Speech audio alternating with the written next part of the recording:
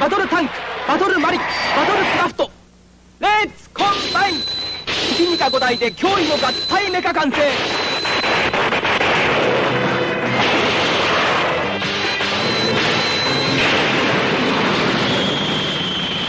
ポピニカコンバトラー V ポピーより発売中。君もコンバイン計画に参加せよ。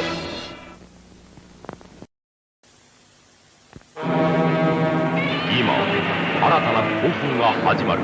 よみがえる熱きヒーローたち。超リアルな造形で完全再現。バンダイウルトラ怪獣シリーズ新登場。 Today on Collectible Monsters, we're celebrating 50 years of everybody's favorite outer space cyborg chicken, Gigan. Ikimashou!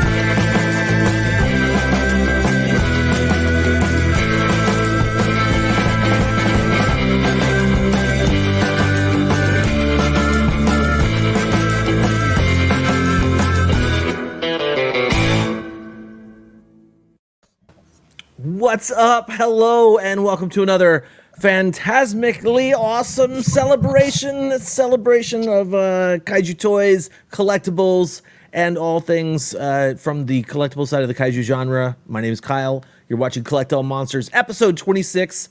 This is a celebration of Gigan and his 50th anniversary here on this Earth and in Nebula Space Hunter 28, M28. And I'm going to go ahead and actually move some people around because usually we're gonna go here, a little guy there, and then we're all set. What's up, everybody? What's going on? How's it going? We got 41 people tuning in live to watch us right now on YouTube and Facebook. Welcome and thanks for being here, everybody.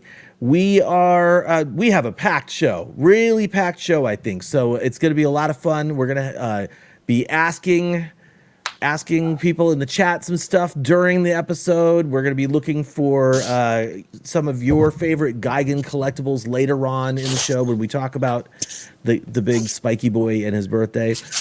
But for now, we are going to go ahead and do what we normally do, which is a segment called Showa and Tell, where we go around the room and we each talk about stuff that we've gotten recently and or anything that we've done or will be doing soon that we want to talk about. So I'm going to kick things over to my Kyle, man.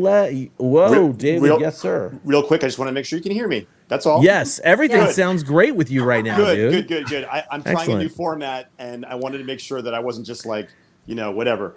Thank you. Okay, back to you. Actually, you know what, David? I'm actually really glad that you interrupted me because sometimes I get into autopilot mode.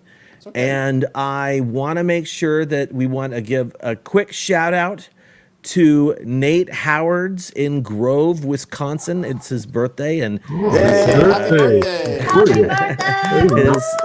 his sibling asked for a birthday shout out, and it was right at the top of the show. And I was like, I could do that.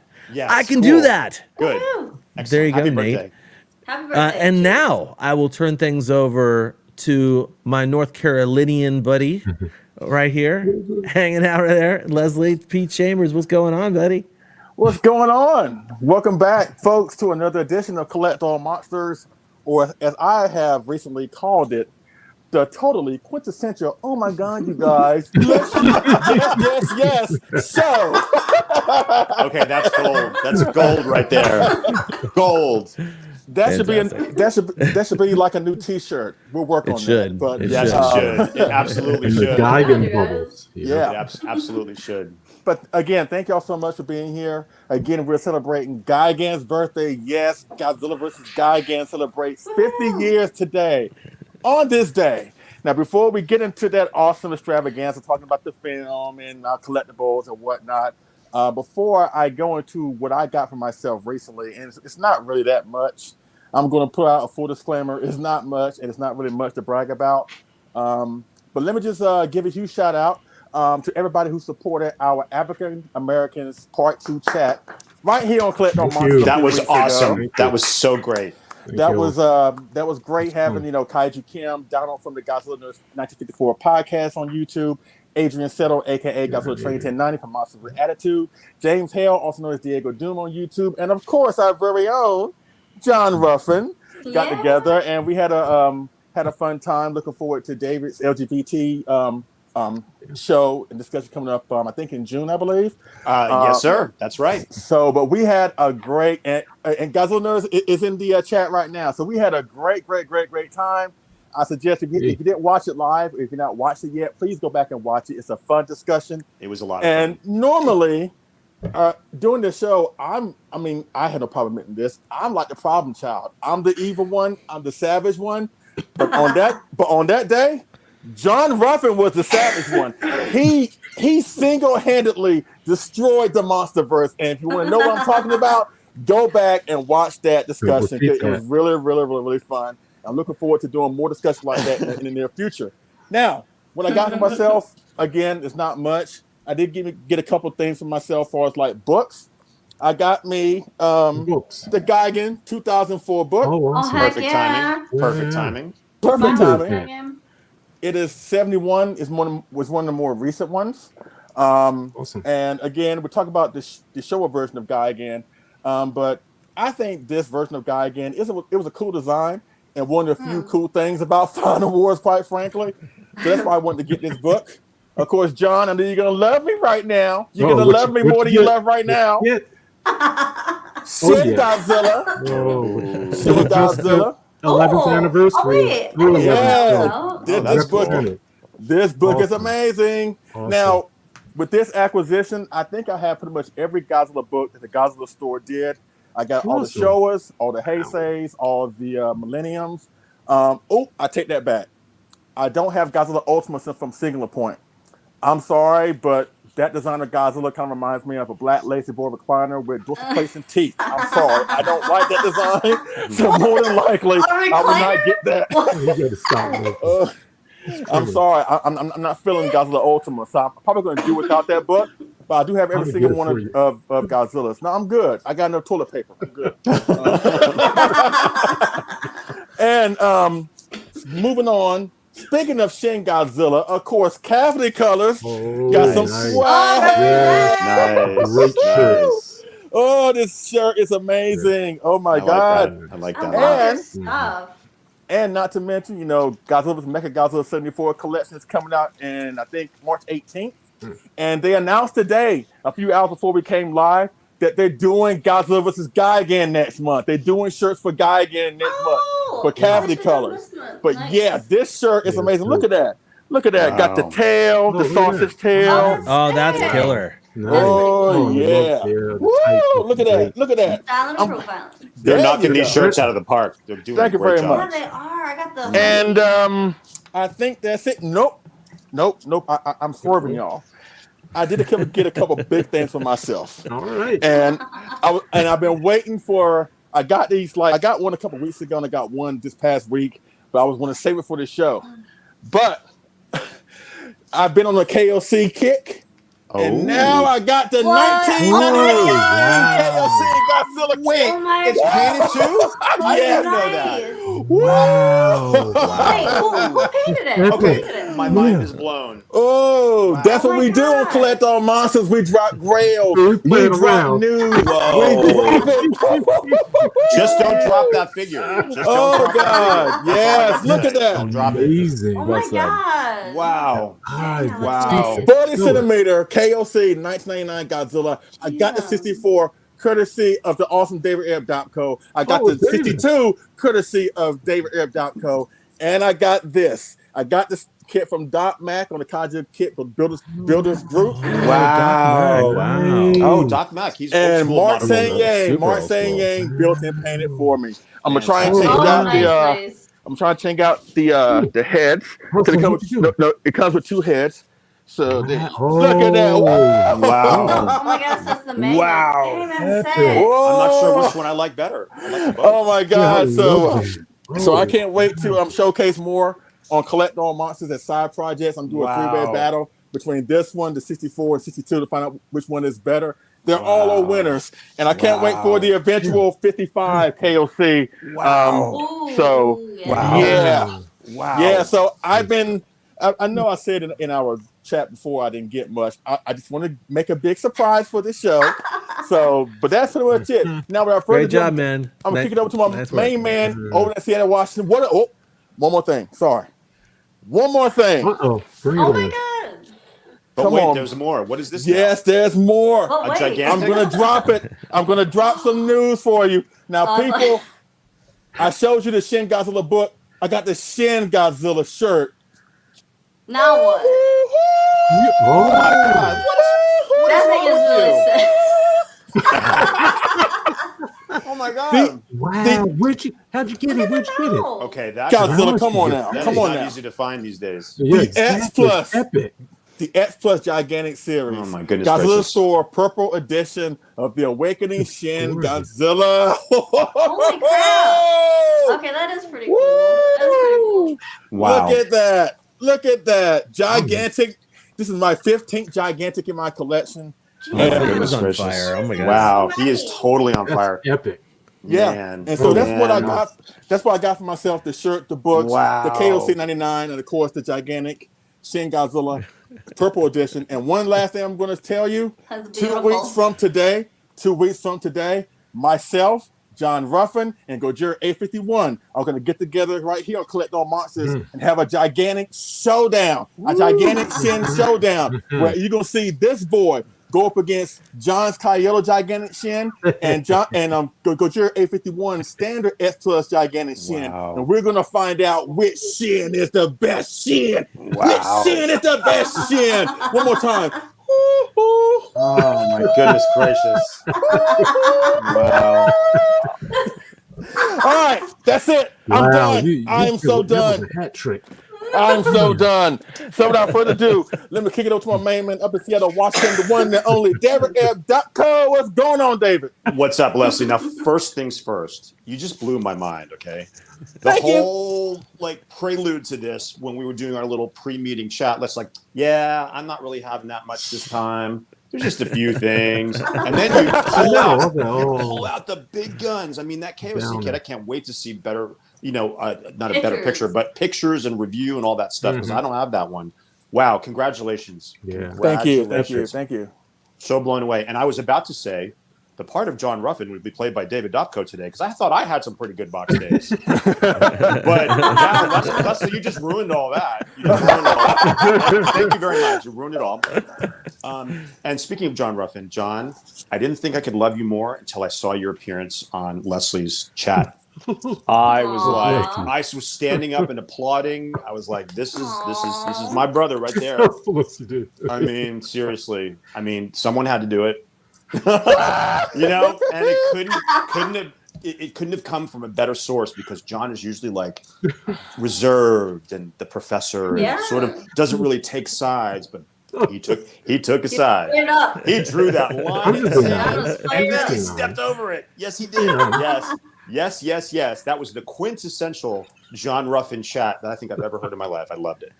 But anyway, and I loved everybody else too. Everybody else was really fun. But it was just definitely in need of a voice of reason. Sorry. I love everybody. All right, so getting back to what I thought was a great box day week, or since I saw you guys last, now I feel a little bit too bad Kyle doesn't have the do. No.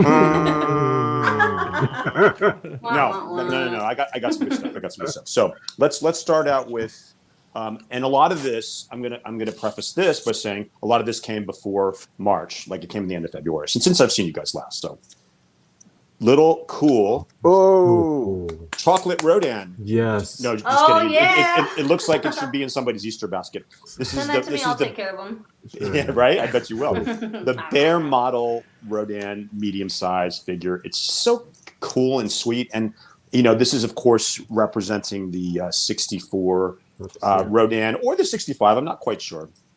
I mean, it's essentially the same suit, but it's a really great little figure. Great price. It almost looks like a shrunk down version of the Pilot Ace. A little bit more stylized, but it's really, really fun. Thank you so much, Dan Miller, Dan's the is man. awesome. Dan is definitely the man. Yeah. So I really love this guy. One thing I did get.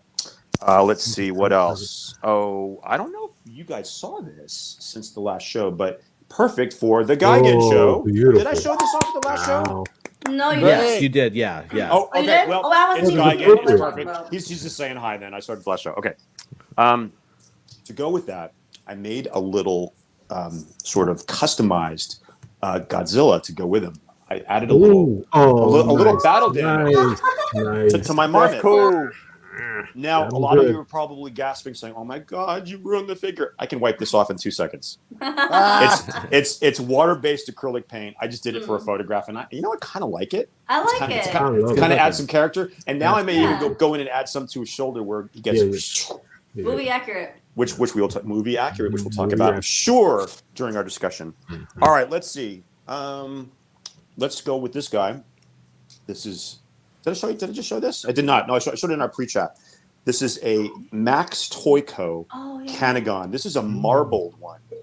So cute by Mark Nagata, the really cool, awesome company that he runs and is the president of and creates all the figures.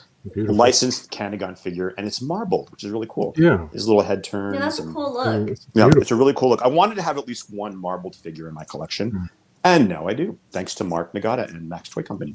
Awesome. Now, this guy is really cool. Now, this is an impulse buy. I'm not sure whether he came in February or March. I think right on the cusp of both. But anyway, everybody's talking about the glittery Marasons, which are beautiful and spectacular. And I'm looking around. I don't have any glittery figures represented in my collection. So this guy. Oh. This is Yeah. a Wow. Marmot Monster Heaven glittery Showa King Ghidorah. Gorgeous. I saw this when it was released about a year ago, and I wasn't, Yeah. it wasn't really on the radar until our friend Ryan Wilhelm actually got one, and he did like a really great review and reveal, I should say. And I'm like, you know what? That's really good. And the glitter factor is definitely no joke. I mean, it's So glittery out the sparkly. wazoo. It's really glittery, sparkly. So I'm like, why settle for a monster that I don't love as much as King Ghidorah? Because King Ghidorah is my second favorite monster next to Godzilla. So this one came from Mandarake. Really cool. Really happy to add this to my collection too. And then Greg Coggin, good friend of the show, hopefully he's watching right now. He came up to visit, and we went to Kinokuniya bookstore. Yay. And What'd you get? by the way, our Kinokuniya bookstore in Seattle is on fire right now. It's totally on. There's so much in there. I need to go to It's the better now. There's every single one of those special effects books that Leslie loves so much. There's 2 rows of them. Wow. Everything's in there. T-shirts, X Plus figures, Dang.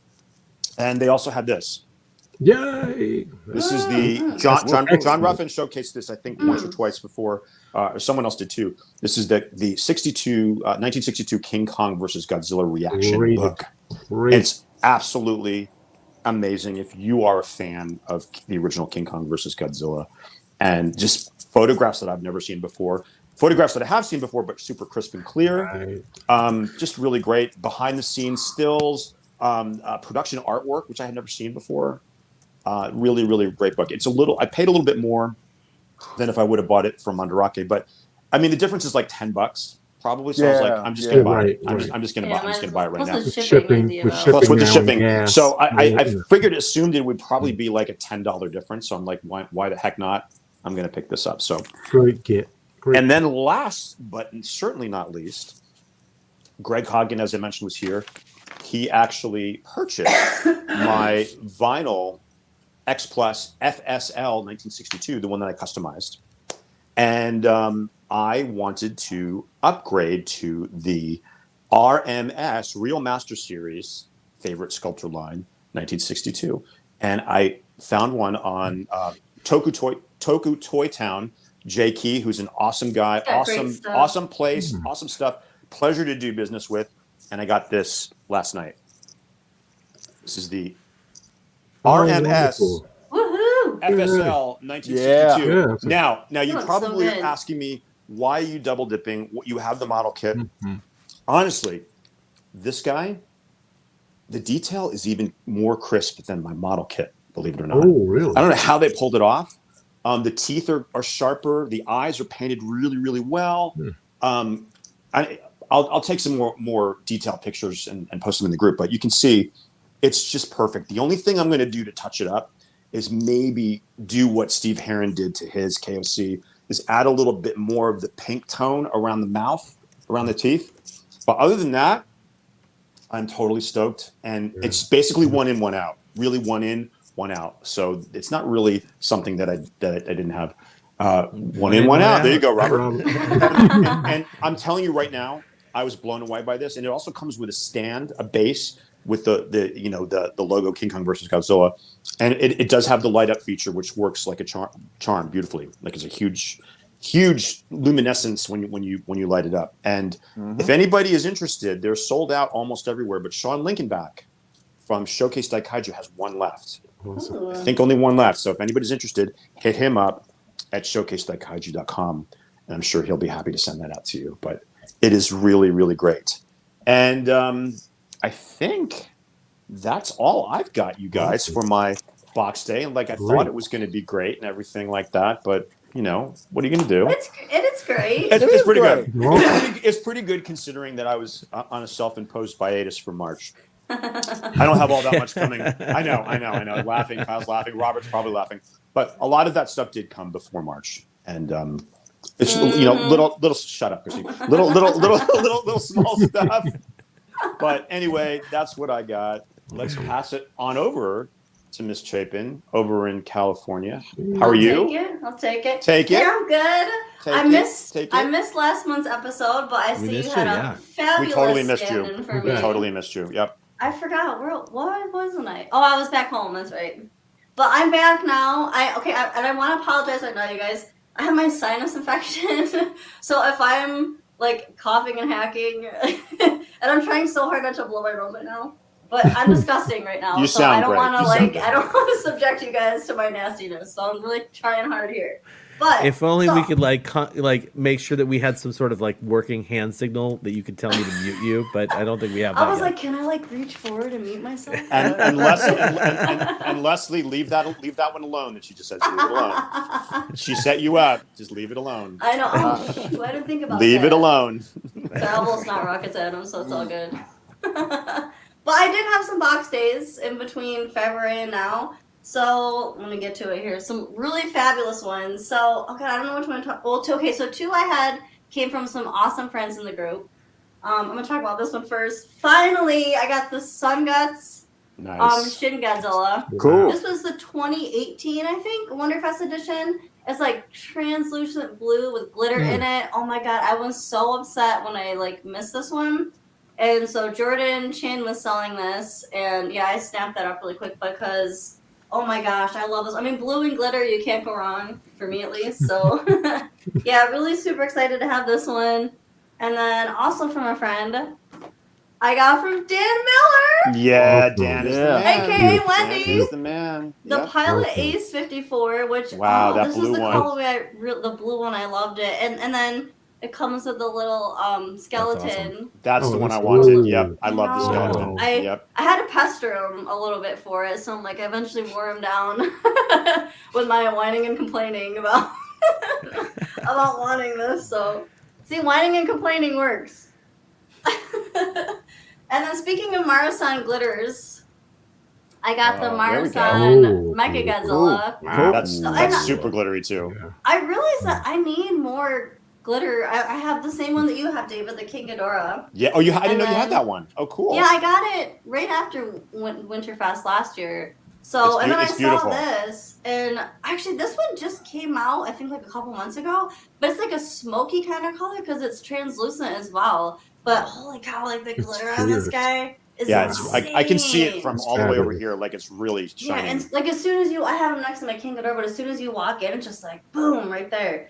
And I want to they also have a glitter Mecha Godzilla 2, but it's the 450 series, so it's a lot bigger. So I'm kind of hoping they do a 350 size. Because the head comes off on the Mecha Godzilla 2 nice. that he Oh, has, nice. which I think is really cool. But I kind of wanted it same height-wise, so I got that, and then finally I got this too, the X Plus Oh, yeah. 1991 nice. Godzilla. Nice. Nice.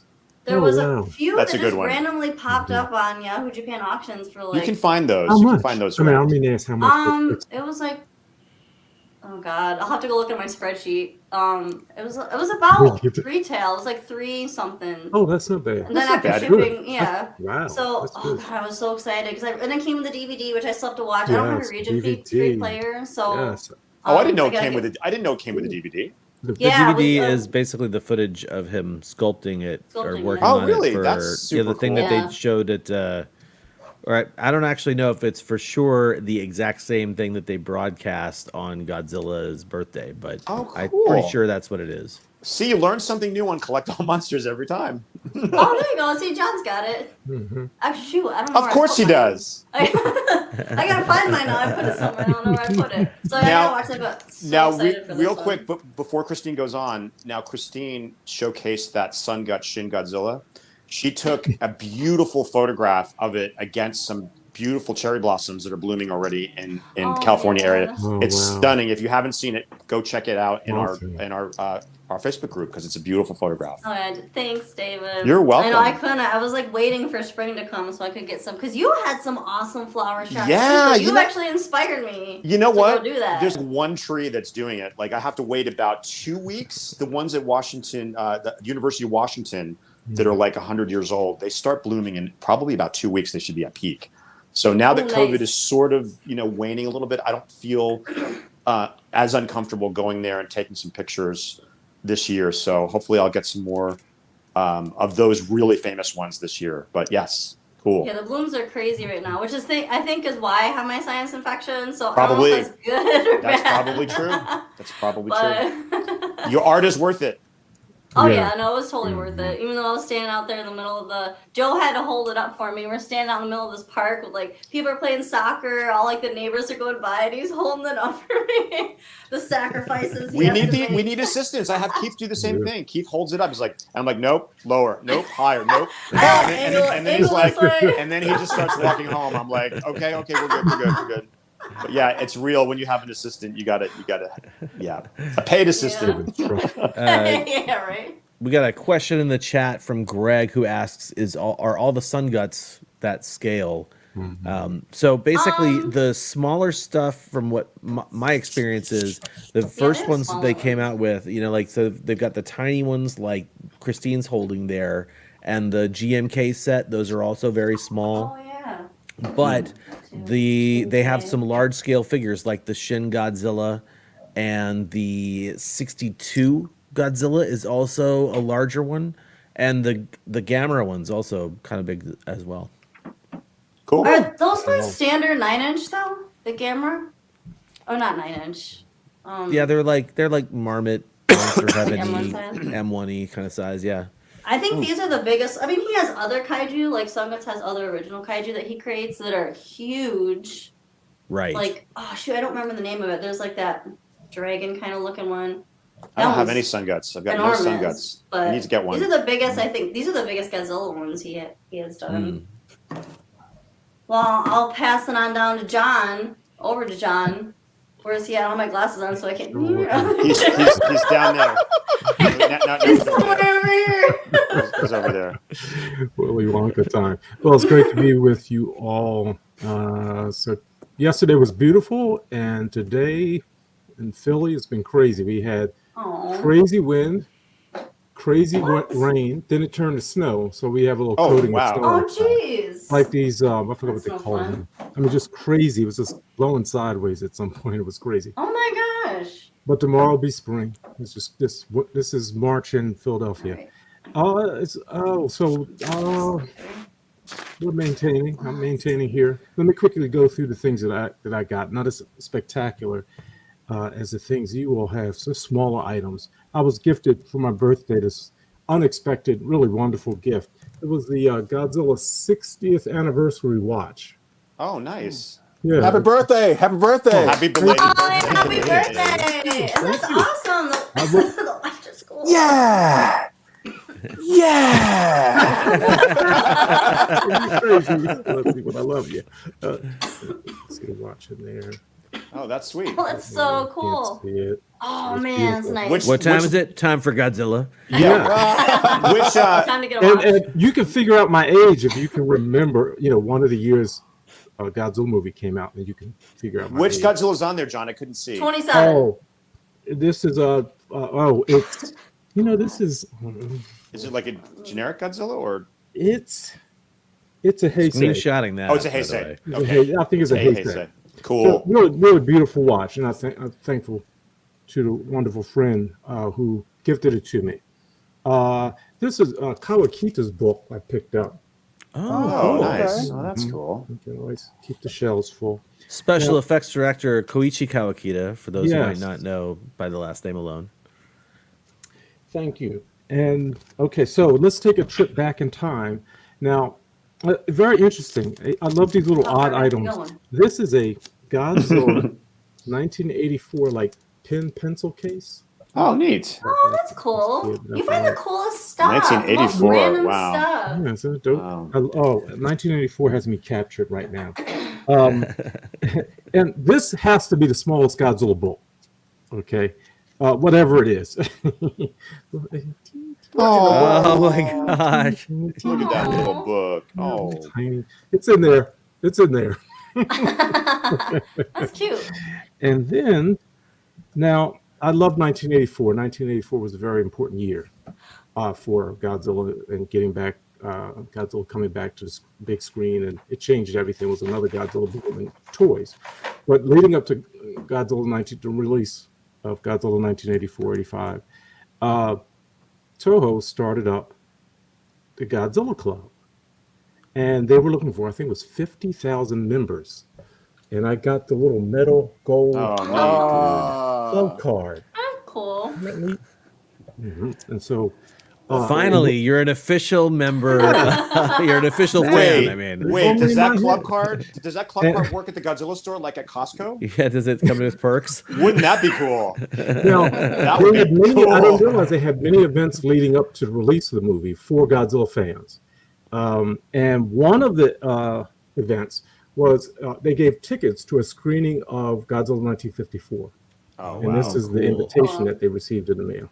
Nice. And there was this, and I never kind of knew the context of these books, but there were a series of Godzilla Club booklets that were produced, Oh, three neat. of them, that Right on. kind of go into the making and the different events that went on for Godzilla fans. in That's Japan. cool. So I got these.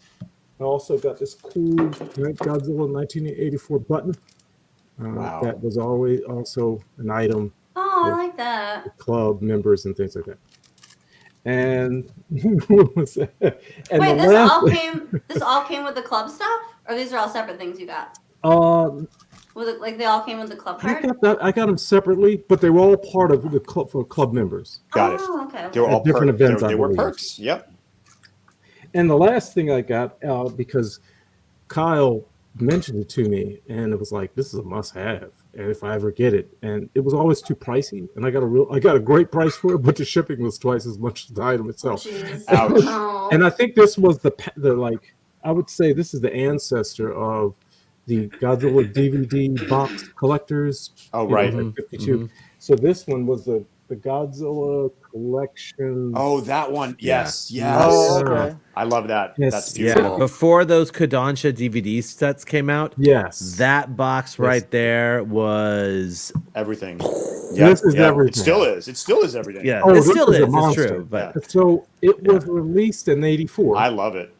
and it has 68 reprints Oh my of, gosh. of posters, flyers, all kinds mailers, little cutouts. Yeah. Yeah. It's incredible if you've not from seen it. Godzilla 1954 all the way up to Destroy All Monsters.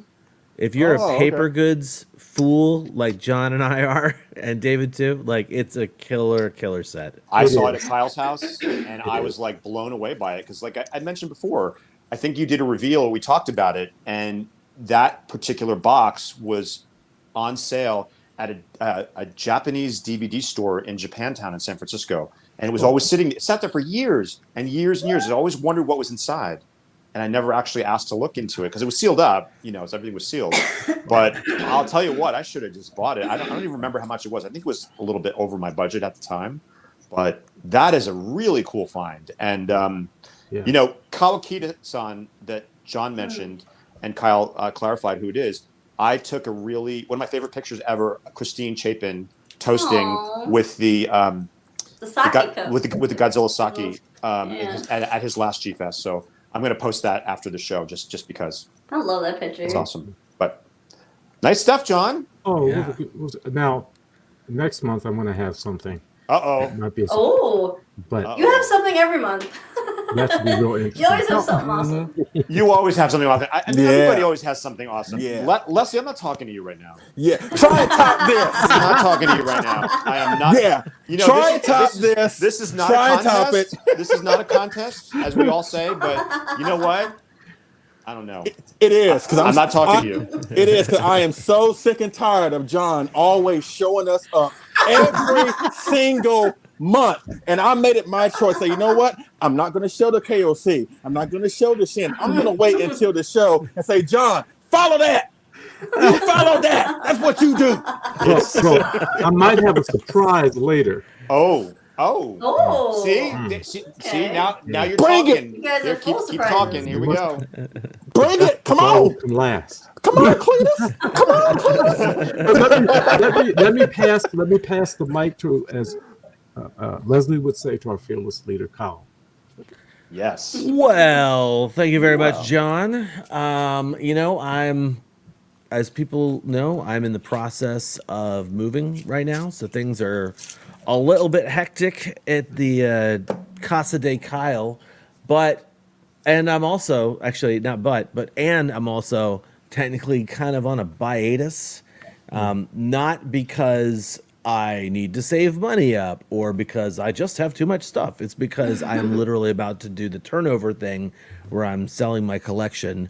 Put a pin in that for a second because I did actually cave and purchase something. I showed it off on the live stream. I purchased this Sun Guts. Speaking of Sun Guts earlier, I purchased this Sun Guts Trauma Gamera or Nightmare Gamera from Gamera 3. And it is, it was funny because in the live stream unboxing, right, because I unboxed it for the first time, seeing it for the first time in person, I was always under the assumption that this was a black vinyl with a silver spray or something on top. But once I had it in my hands, I was able to see that actually it is a marbled vinyl.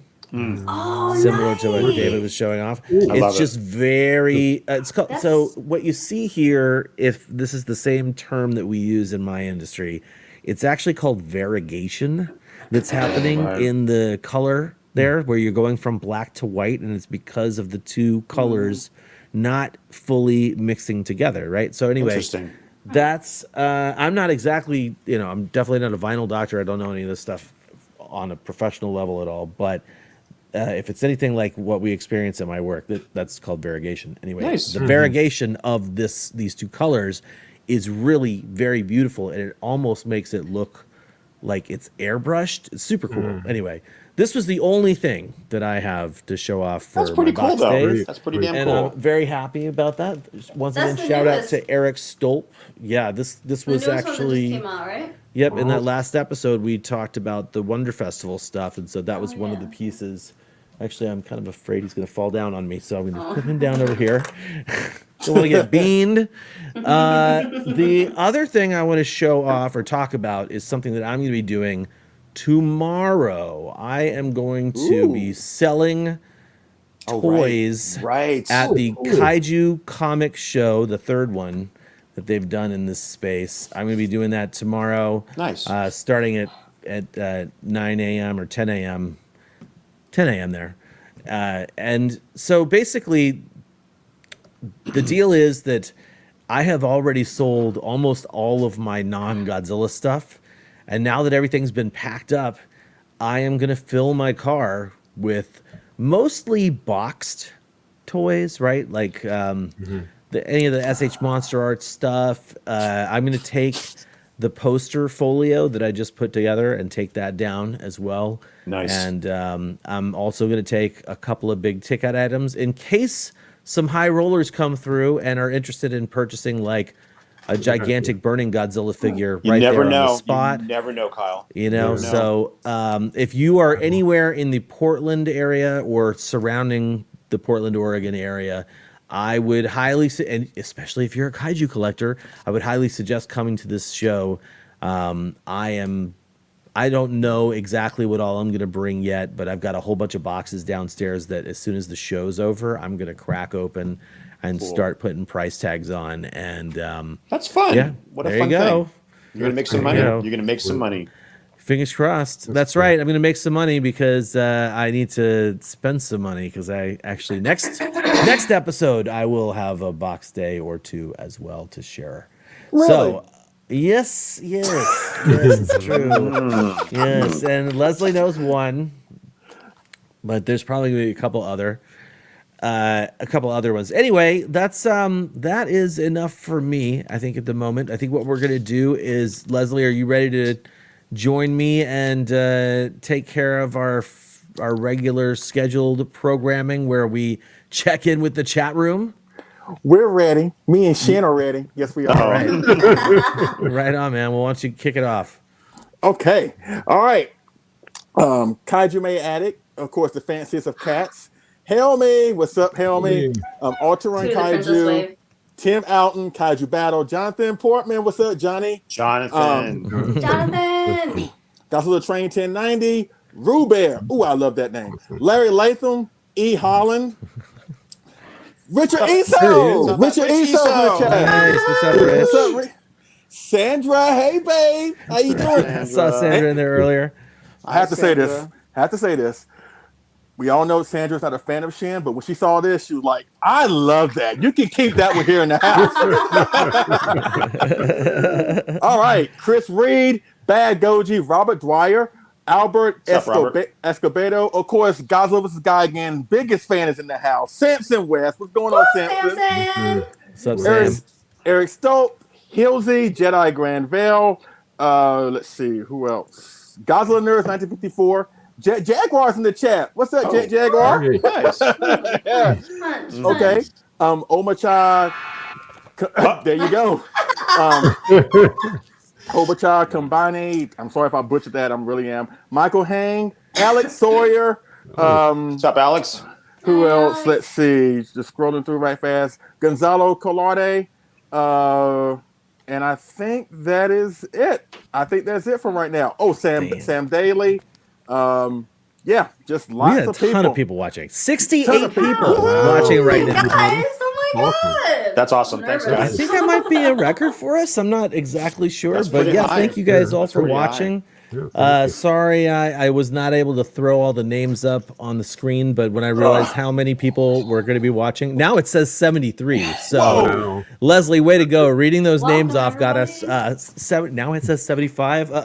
Okay. We're getting too popular, everybody. Now, Thank you so much. This will be the episode we crash and burn. no, it won't. It won't. Oh man. Okay. So, well, what we normally do is exactly what we're about to do, which is go into our news items. So let's play the little news sounder and get going.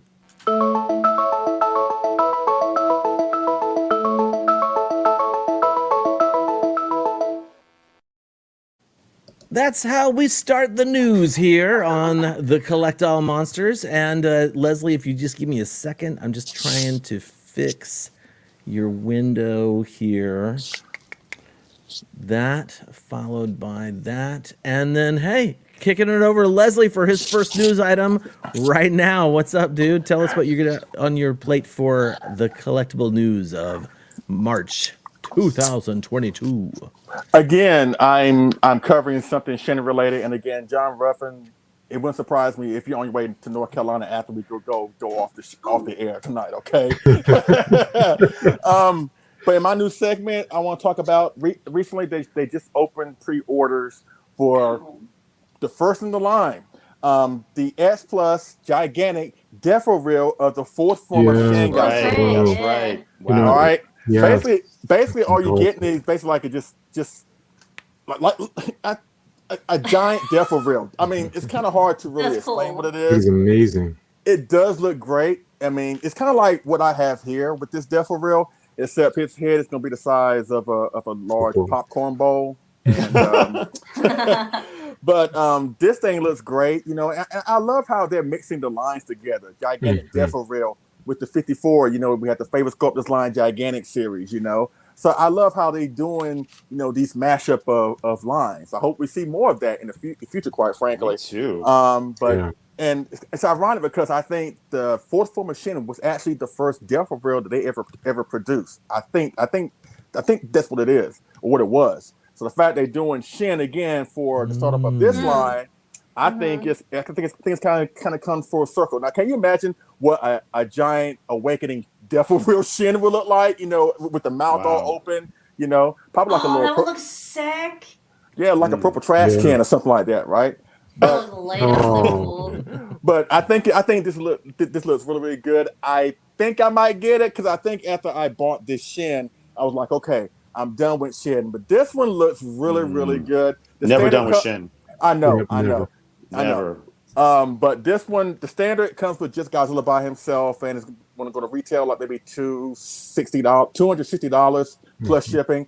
And the rig is going to be like going towards $300. But the Rit's gonna come up. But the Rit's gonna come up with the light gimmick to have him pulsating red like it did in the movie. Neat. That's cool. So yeah, let me actually get that open. So it's like the price I got of a that normal too. X Plus then. Right. Actually, Regular 30. It's pretty big. It's that. Yeah, I mean, it's it's big. It's tall. That one image of the person holding it. It's freaking huge. It's gonna be the height of a regular 30 centimeter figure. But considering how massive and spacious his head is going to be, again, you probably use him as a tabletop. Oh, okay, that's cool. That's Yeah. So there's the light up, Yeah. That's So sick. and then there's the there it the is. person That's what I was holding talking it. about. Oh Yeah. God! Oh my God! Big. He's Hell. big. It's big. That's Man, like- Wait, No, 29 John, I can see centimeters? you doing an Alice in Wonderland photo shoot. That could be the Cheshire Cat. and you could have the little Shobijin be like Yeah, look at Alice, his little right? smile. On the mushroom, Yes. on top of a Matango. Yeah. Dude, there you go. Set you up right there. So Yeah, it does it's look really great. Again, the standard's like 260 when you factor in plus shipping, and the Rit's gonna be going more around 300 more for shipping. And it's supposed to drop in July. And also keep in mind, if you do order this thing, keep in mind, as far as we know right now, they haven't said anything or whatever. But supposedly the new upcoming Godzilla vs. Ebra set from the Favorite Sculptors line is dropping in July. Oh, jeez. And also G-Fest is in July. So get your money ready if you're doing all those three things in July. So but that's it. That's it. Where I want to cover my segment. Save it So up. I'm gonna kick it over to my main man up in Seattle, Washington, David Dopko. What you got, David? Thanks, Leslie. That was a great segment. And I'm on the fence about this guy. I really like him.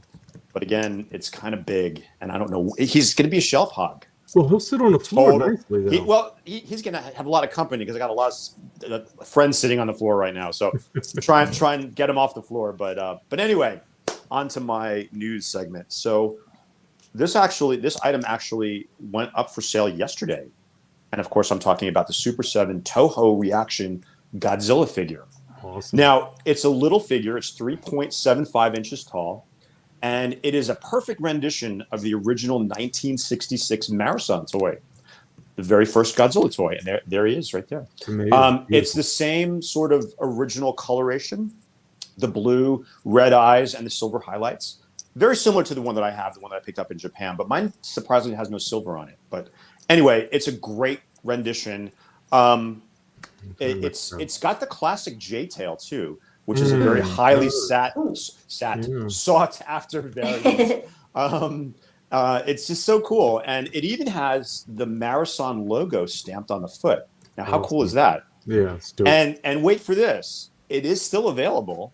You can still get it, and the price it's under $20. It's $18 at super7.com. And it's kind of a no-brainer. And I don't know about you guys, but I would be so incredibly stoked if Super 7 decided to do the entire line of Marathon / Bullmark figures. That would be awesome. Starting with Godzilla and then do the Ultraman in that scale where That they would can be fit brilliant. into everybody's collection Mhm. and they're everybody's price range under $20. Well, I guess that's before shipping, but under $20 for the figure. There you go. It's just really, really, really cool. Yeah, So I am get it. absolutely That's a must. very excited for that little guy to arrive. And please, everybody buy it so they will continue this. And Absolutely. I have a Yeah. feeling that they're gonna do it anyway, but don't quote me on that. It'd be really neat to see that happen. So actually, like Iwakura / Cast, when it used to be called Iwakura, did it in vinyl. This like soft vinyl, like tiny Sofubi versions, which will be this is a little smaller than the one we're going to get. But imagine if we see like this Godzilla and like, you know, all the stuff that we really are seeking, you know, the vintage versions, and we get little tiny reproductions. That would be so cool. But Fantastic. that Absolutely. is all I've got, and let's pass it right down. Actually, before we pass it on, I just wanted to point something out. This is the website, the Super 7 website. Yes, please do. And as David was saying, it is available for sale right now. But when I went to their Godzilla section, was surprised to see that they have T-shirts with the I anatomical know. drawings on I them. saw that too. I know. That's like the glasses. Still my beating heart. They're so cool. Which they And- still have the glasses for sale, which if anybody didn't know about that, they put them back in stock. Man, The whole set. So there's there so you go. much. Super 7 is knocking it out of the park. Yeah, they're Like, doing they it. are really, really, you know, hitting a home run with these new items that are coming out, Oh, yeah. and the things that we haven't even seen yet. Right. It's just great stuff, and I'm super stoked for them because I'm an old friend of Super 7 from back in the day when they used to be in Japantown in San Francisco, and I used to go in there every Friday and buy some stuff. Awesome. And it's a great company, great group of guys. Brian Flynn is awesome, and I can't wait to see what they do next. Right? Right on. Yeah. Yeah, it's exciting. Very So, exciting. Christine, what you got for us? My news item. Let me get it ready. Somebody hit me. Hit me hard. Why don't we start with what we already know? Gaigan. All right, so. You know what's coming at you She's with got the- props and everything. Okay, whatever. And it's a green banana. Oh, it's green too. I had to sacrifice. So here we've got Marutan. Leslie, I need the bandana. you do. So, I mean, let's continue on with the party for Gigan here. Marusan is, as you know, when they had the Godzilla store exclusives of this awesome Gigan sculpt. Well, now he's coming out March 19th. He's going to be selling this amazing, beautiful, Next glittery. week. Yep, March 19th. This glittery blue Marusan Gigan. It's called the. Well, I had to write it down because I can't remember. The Night Raid Sparkle Glitter version. Sparkle. Oh wait, I love it it. said right there. Maybe. It Oh does. yeah, it says it right Mr. there. Spackle version. The Spackle Glitter Spackle version. version? So this is being sold at a pop-up shop in I can never say it right. Asakusa. Asakusa. Don't listen to Rich Asakusa. Iso. Rich Iso says it wrong.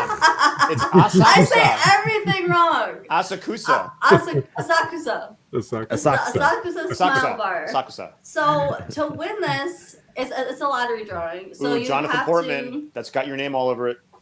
Well, see, now this is because I know you have to email for it. You have to email to Myra-san. But I think in order to purchase the figure, you have to email that you would like to enter the lottery.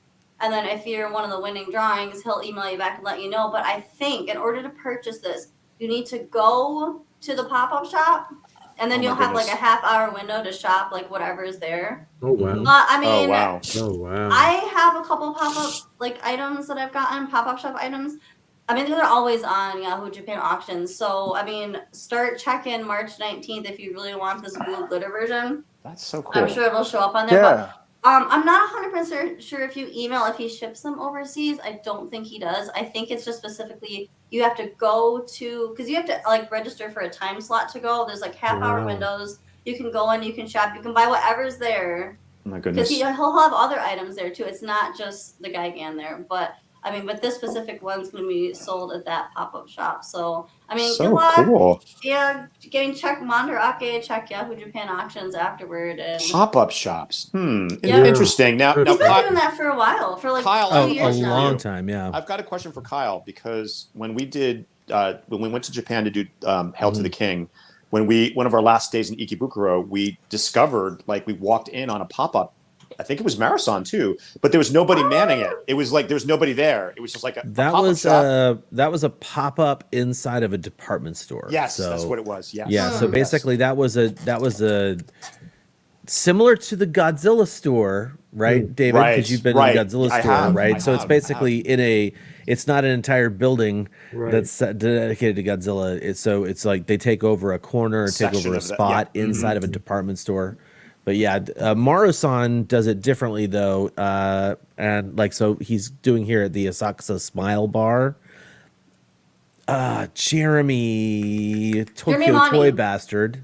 Yes, he has gone to many of these, and he basically said that he just sets up like a table sometimes, and you just wait in line. And wow! Yeah, okay. It doesn't sound super glamorous. Someday, I hope to check these things out myself. Yeah, I think you're gonna have to do a man on he the does spot have cool stuff. job on He does that. have cool stuff. That's he has lots of different items there. That's cool. So, anything else you got? No, just banana. Right on. So I'll pass it on down to John. Oh, all right. Now, so what I'd like to highlight, and Kyle, I have some slides. You do have some slides. Give me a moment. John's stuff is awesome, you guys. Just wait. Oh, and it's very opportune. It's very opportune. little prelude. So, in one of my favorite places in Japan, in Ikebukuro.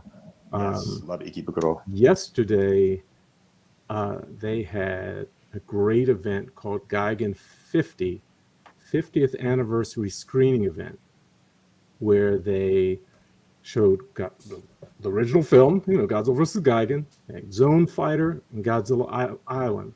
In the lobby, apparently they had the Godzilla 2004 suit. Oh, nice. You could see, along with some other things, and they had the screenwriter, the script writer for Godzilla Island, who gave a talk as well. Oh, okay. Now, this was held at my favorite little theater called Humax, Ikebukuro Humax Cinemas, and the next slide. I'll show you where it's located.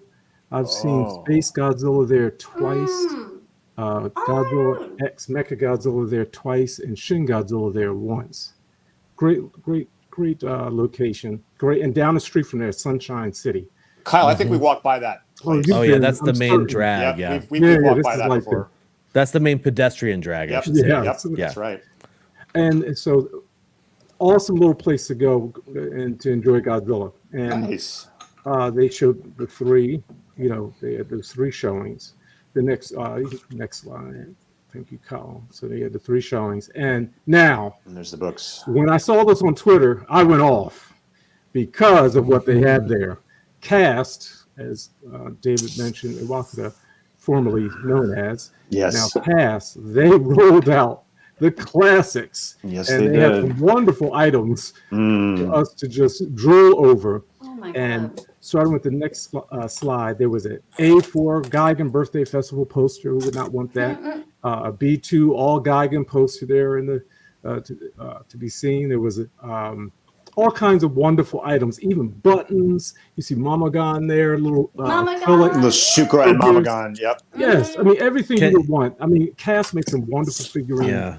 Can I just actually, before we move on to that next slide, I want to make sure that file folder on the left-hand side that you guys see, the front of it is the Gigan poster, but the back of it, the back of the file folder or clear file, excuse me, is the map of Children's Land. Oh, really? Yeah. Oh, that's great. That's so great. Cool. Yeah. Okay.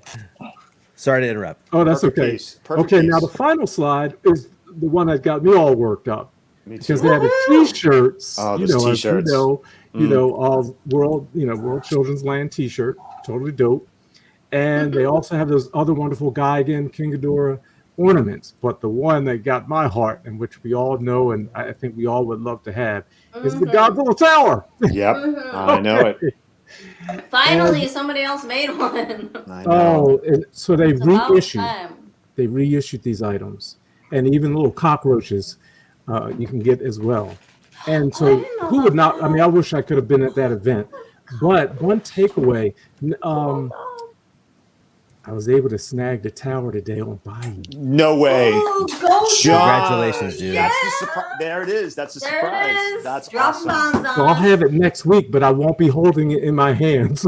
I'll drop it. And so, Wow. so yes, I couldn't believe I was able to. Something said go Oh my on Bayou and just God. put in Gigan, and there it came up. Awesome. Someone, because they sold yesterday.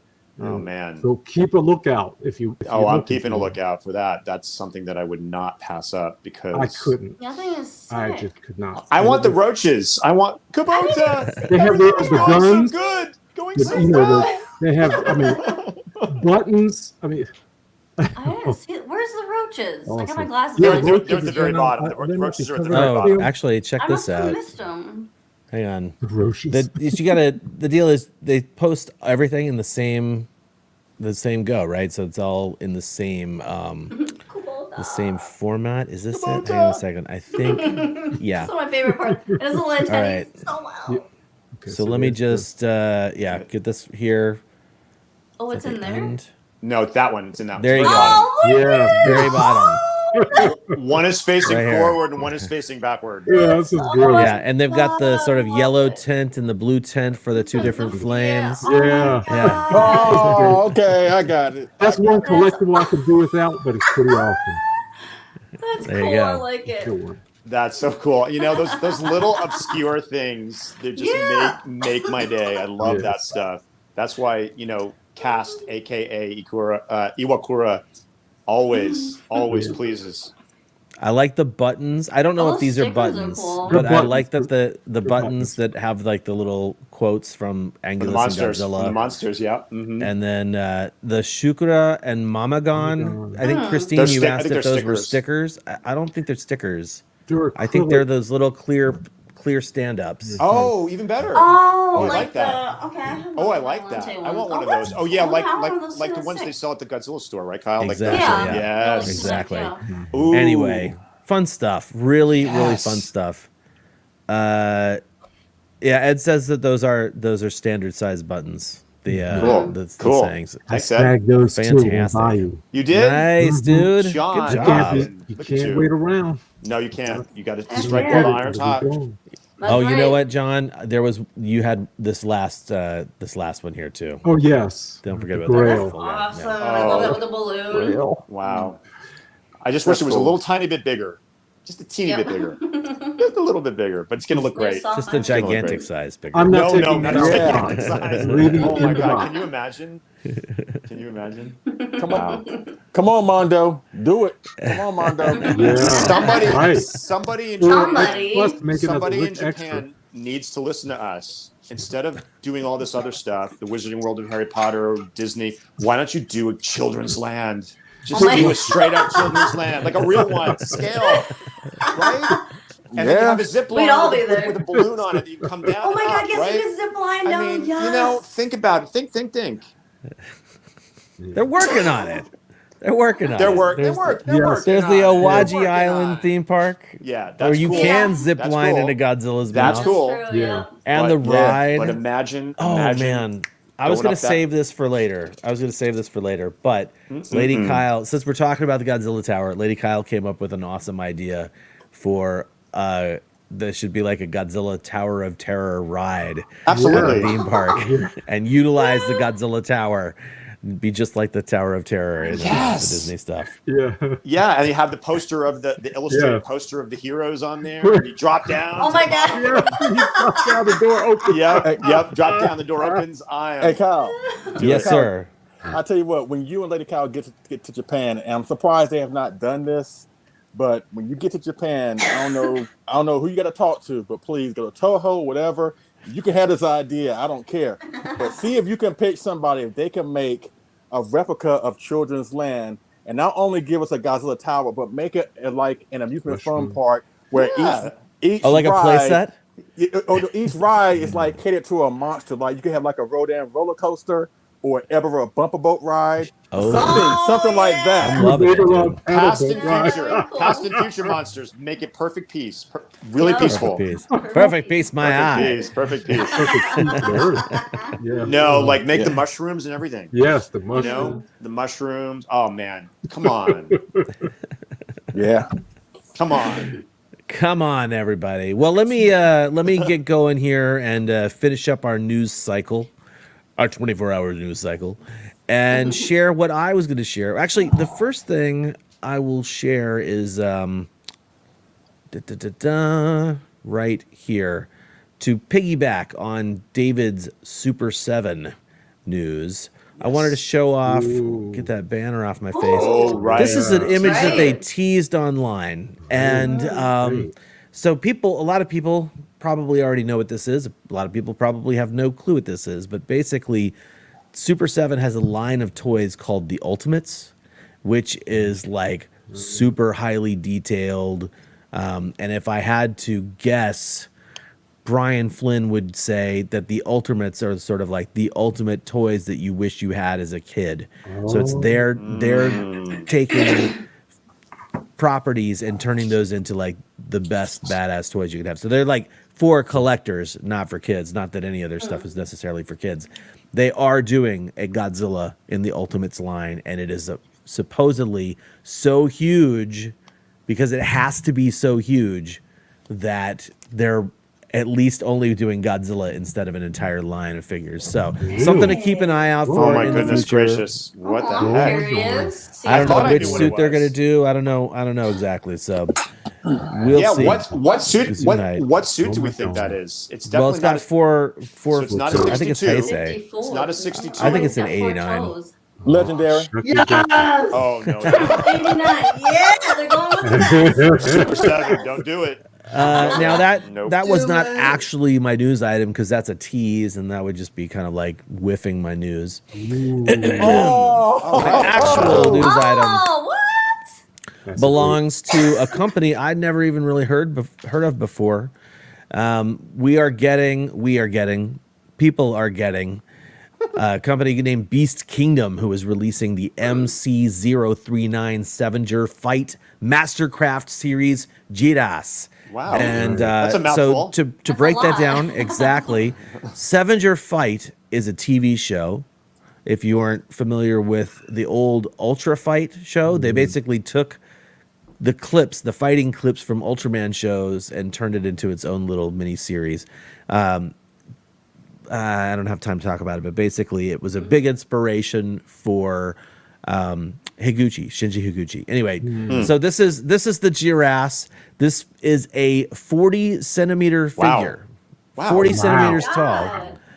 That's And cute. he looks a little goofy, right? Like for Little being stylized, such a yeah. big figure, you're like, why does he look so goofy? Well, he doesn't look like the suit from 1966, because this is a show that was just made recently where they've got essentially I'm not positive about this. Don't quote me. But what I believe is that these suits used in Scavenger Fight are the same suits you would see if you went to Kaiju Sakaba. So they're the promotional suits being used for the fights. And I did watch the Scavenger Fight. Spoiler alert, the frill gets ripped off Jiras at the very end. So anyway, there you go. This is the Jiras. Limited to 3,000 pieces. The That's retail great. price is $220, and it's available from Beast Kingdom and other retailers. This is straight from Michael Farrett's website. Other retailers like Kaiju Live. It is scheduled to be released in the fourth quarter of 2022, and that is my news. That's cool for news. the month of Yeah, that March. was really neat. Yeah. Okay, so wow, that's gonna do it for our first half of the show. We're doing good on time, and Samson, I just told you not to quote me, dude. We're gonna go ahead and take our intermission, which is a little 2-minute break. We'll be right back after that to kick off our gigantic 50th anniversary celebration of the Blady Boy. So we'll be back in a few minutes. We'll see you in a couple.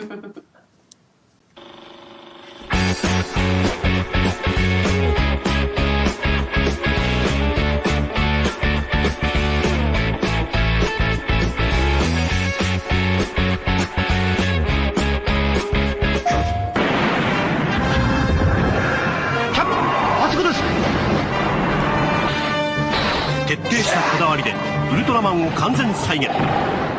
空想特撮シリーズウルトラマン。こ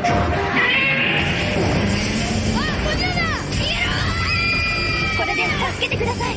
ゴジラ怪獣軍団、君たちと共に熱く戦う。連続技で特殊パワーを発揮しろ。最大4人でいろいろなゲームが楽しめる。バトルポイントを貯めると映画のメイキング写真や特典画像がゲットできる。ゴジラ怪獣大乱闘地球最終決戦。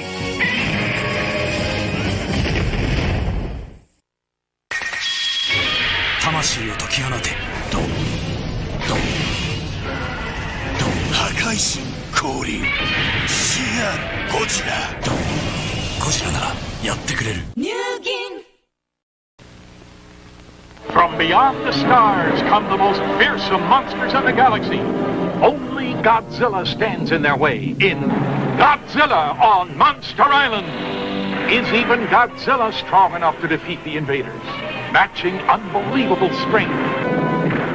Exchanging incredible death-dealing rays. Don't miss Godzilla on Monster Island. Rated G.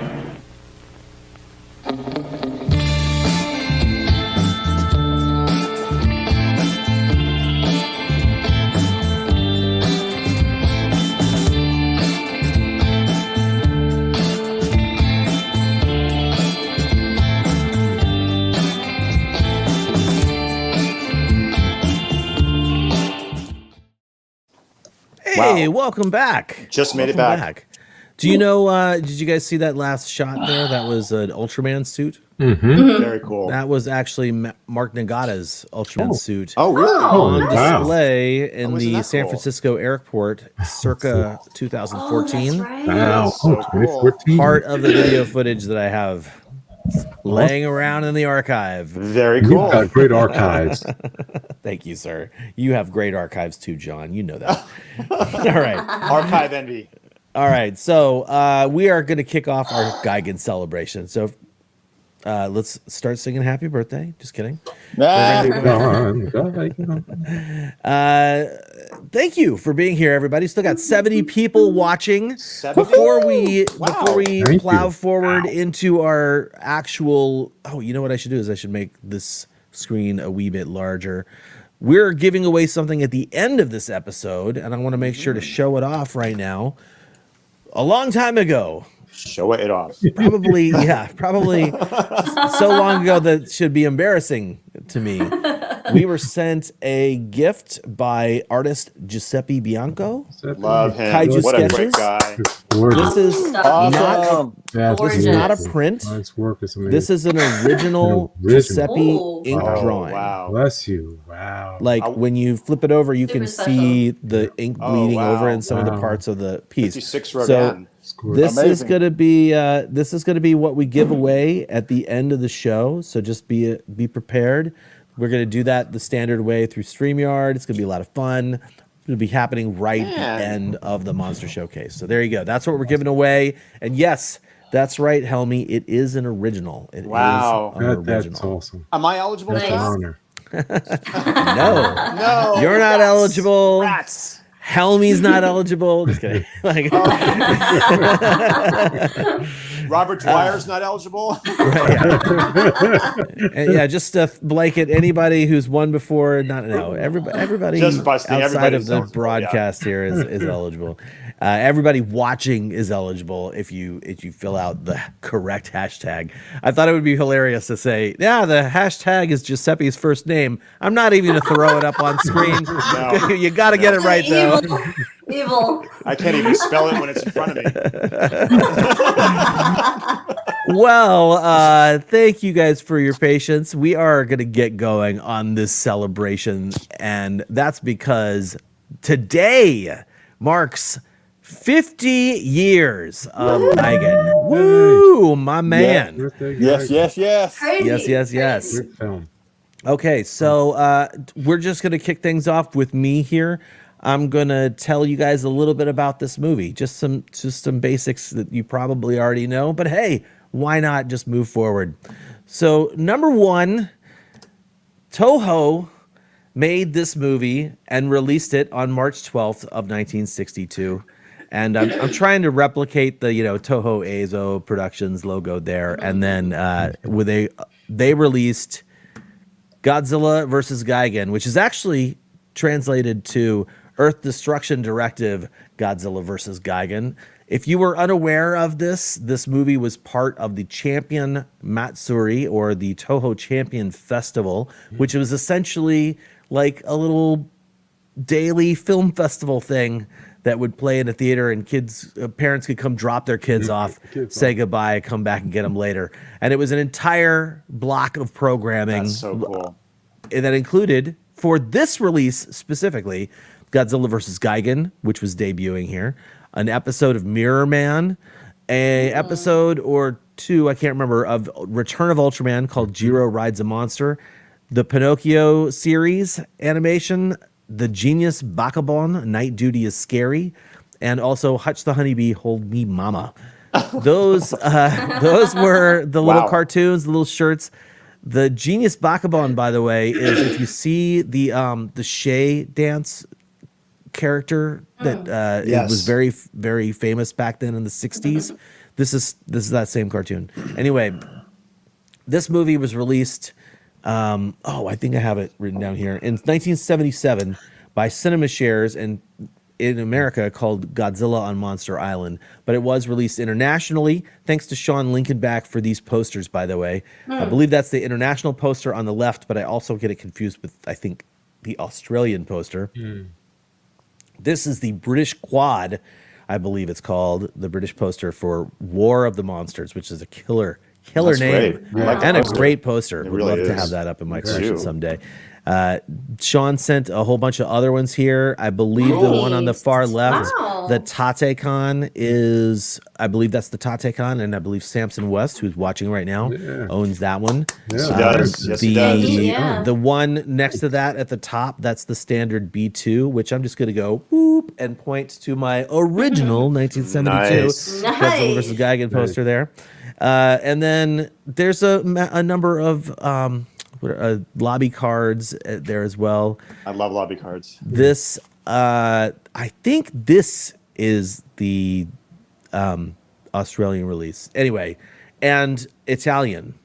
No, wait, that's not Italian, David. No, it is Italian over there. That's Italian. Yeah, that was Italian. Yes. I always get confused with these. This one on the Gigan-tic. right here, that one, of course, That's is Polish. the Polish Yep, poster. They always have the coolest posters. They do. Always. Such great graphics on those Great Polish graphics, posters. Yeah, Yeah. And I know David's going to show one off later too. I am. I think, that does it for my. That does it for what That's I awesome. have. Basically, thank you guys for paying attention. I have a course. ton of things that I love about Godzilla vs. Gigan. I'm sure it's going to just naturally come out of my mouth as we start talking about the movie. fun I guess, movie. Leslie, it's your turn to showcase. I guess. Actually, but we should probably say is that what we want to do is share some trivia, share some tidbits of information about the film itself, and then we're going to move into some collectibles discussion. Yes. I should have probably said that at the top of the segment. That's all right. Say it now. That was my trivia for this movie, and Leslie, now we're on to you, sir. Yeah. My God, Godzilla vs. Gigan.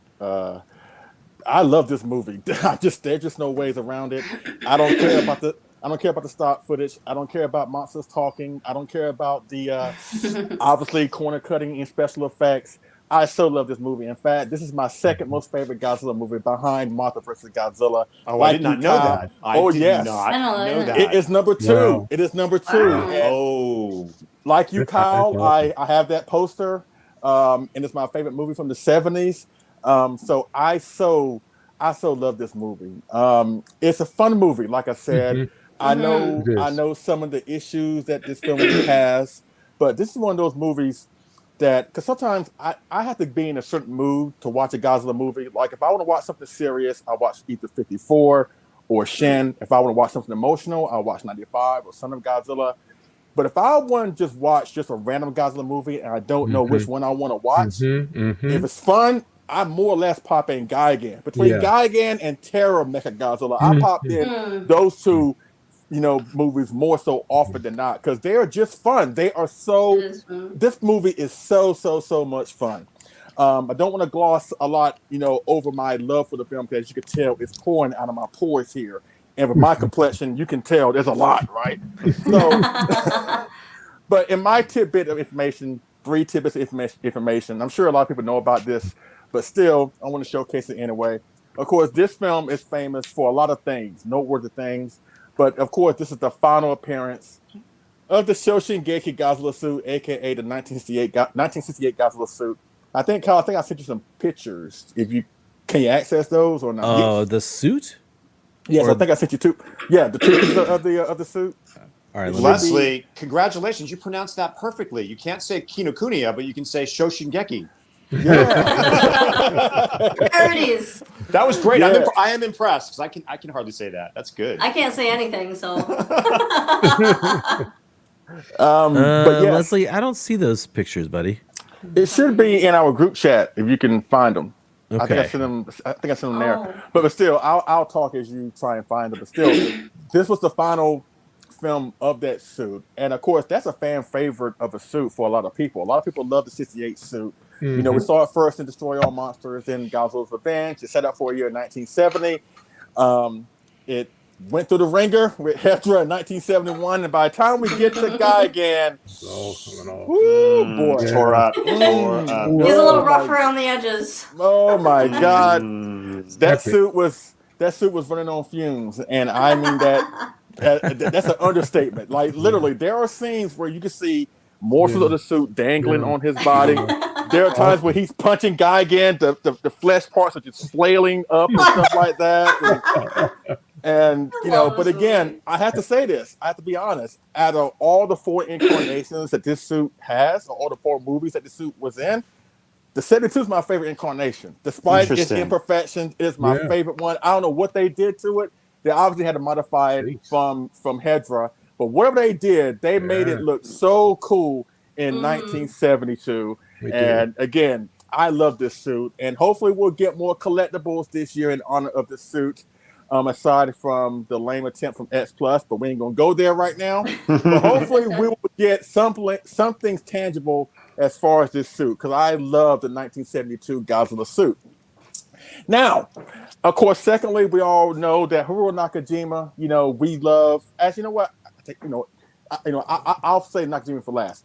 Okay. Secondly, this was the first time that we ever got bloodshed in a Godzilla film. Right. And that's because, at this point, unfortunately, the special effects wizard of these films and the Ultraman shows, Eiji Tsuburaya, he was against bloodshed in any of his films. He felt nothing violent like that should be in his monster movies, which is why we never see a lot of bloodshed or at all, prior to his death.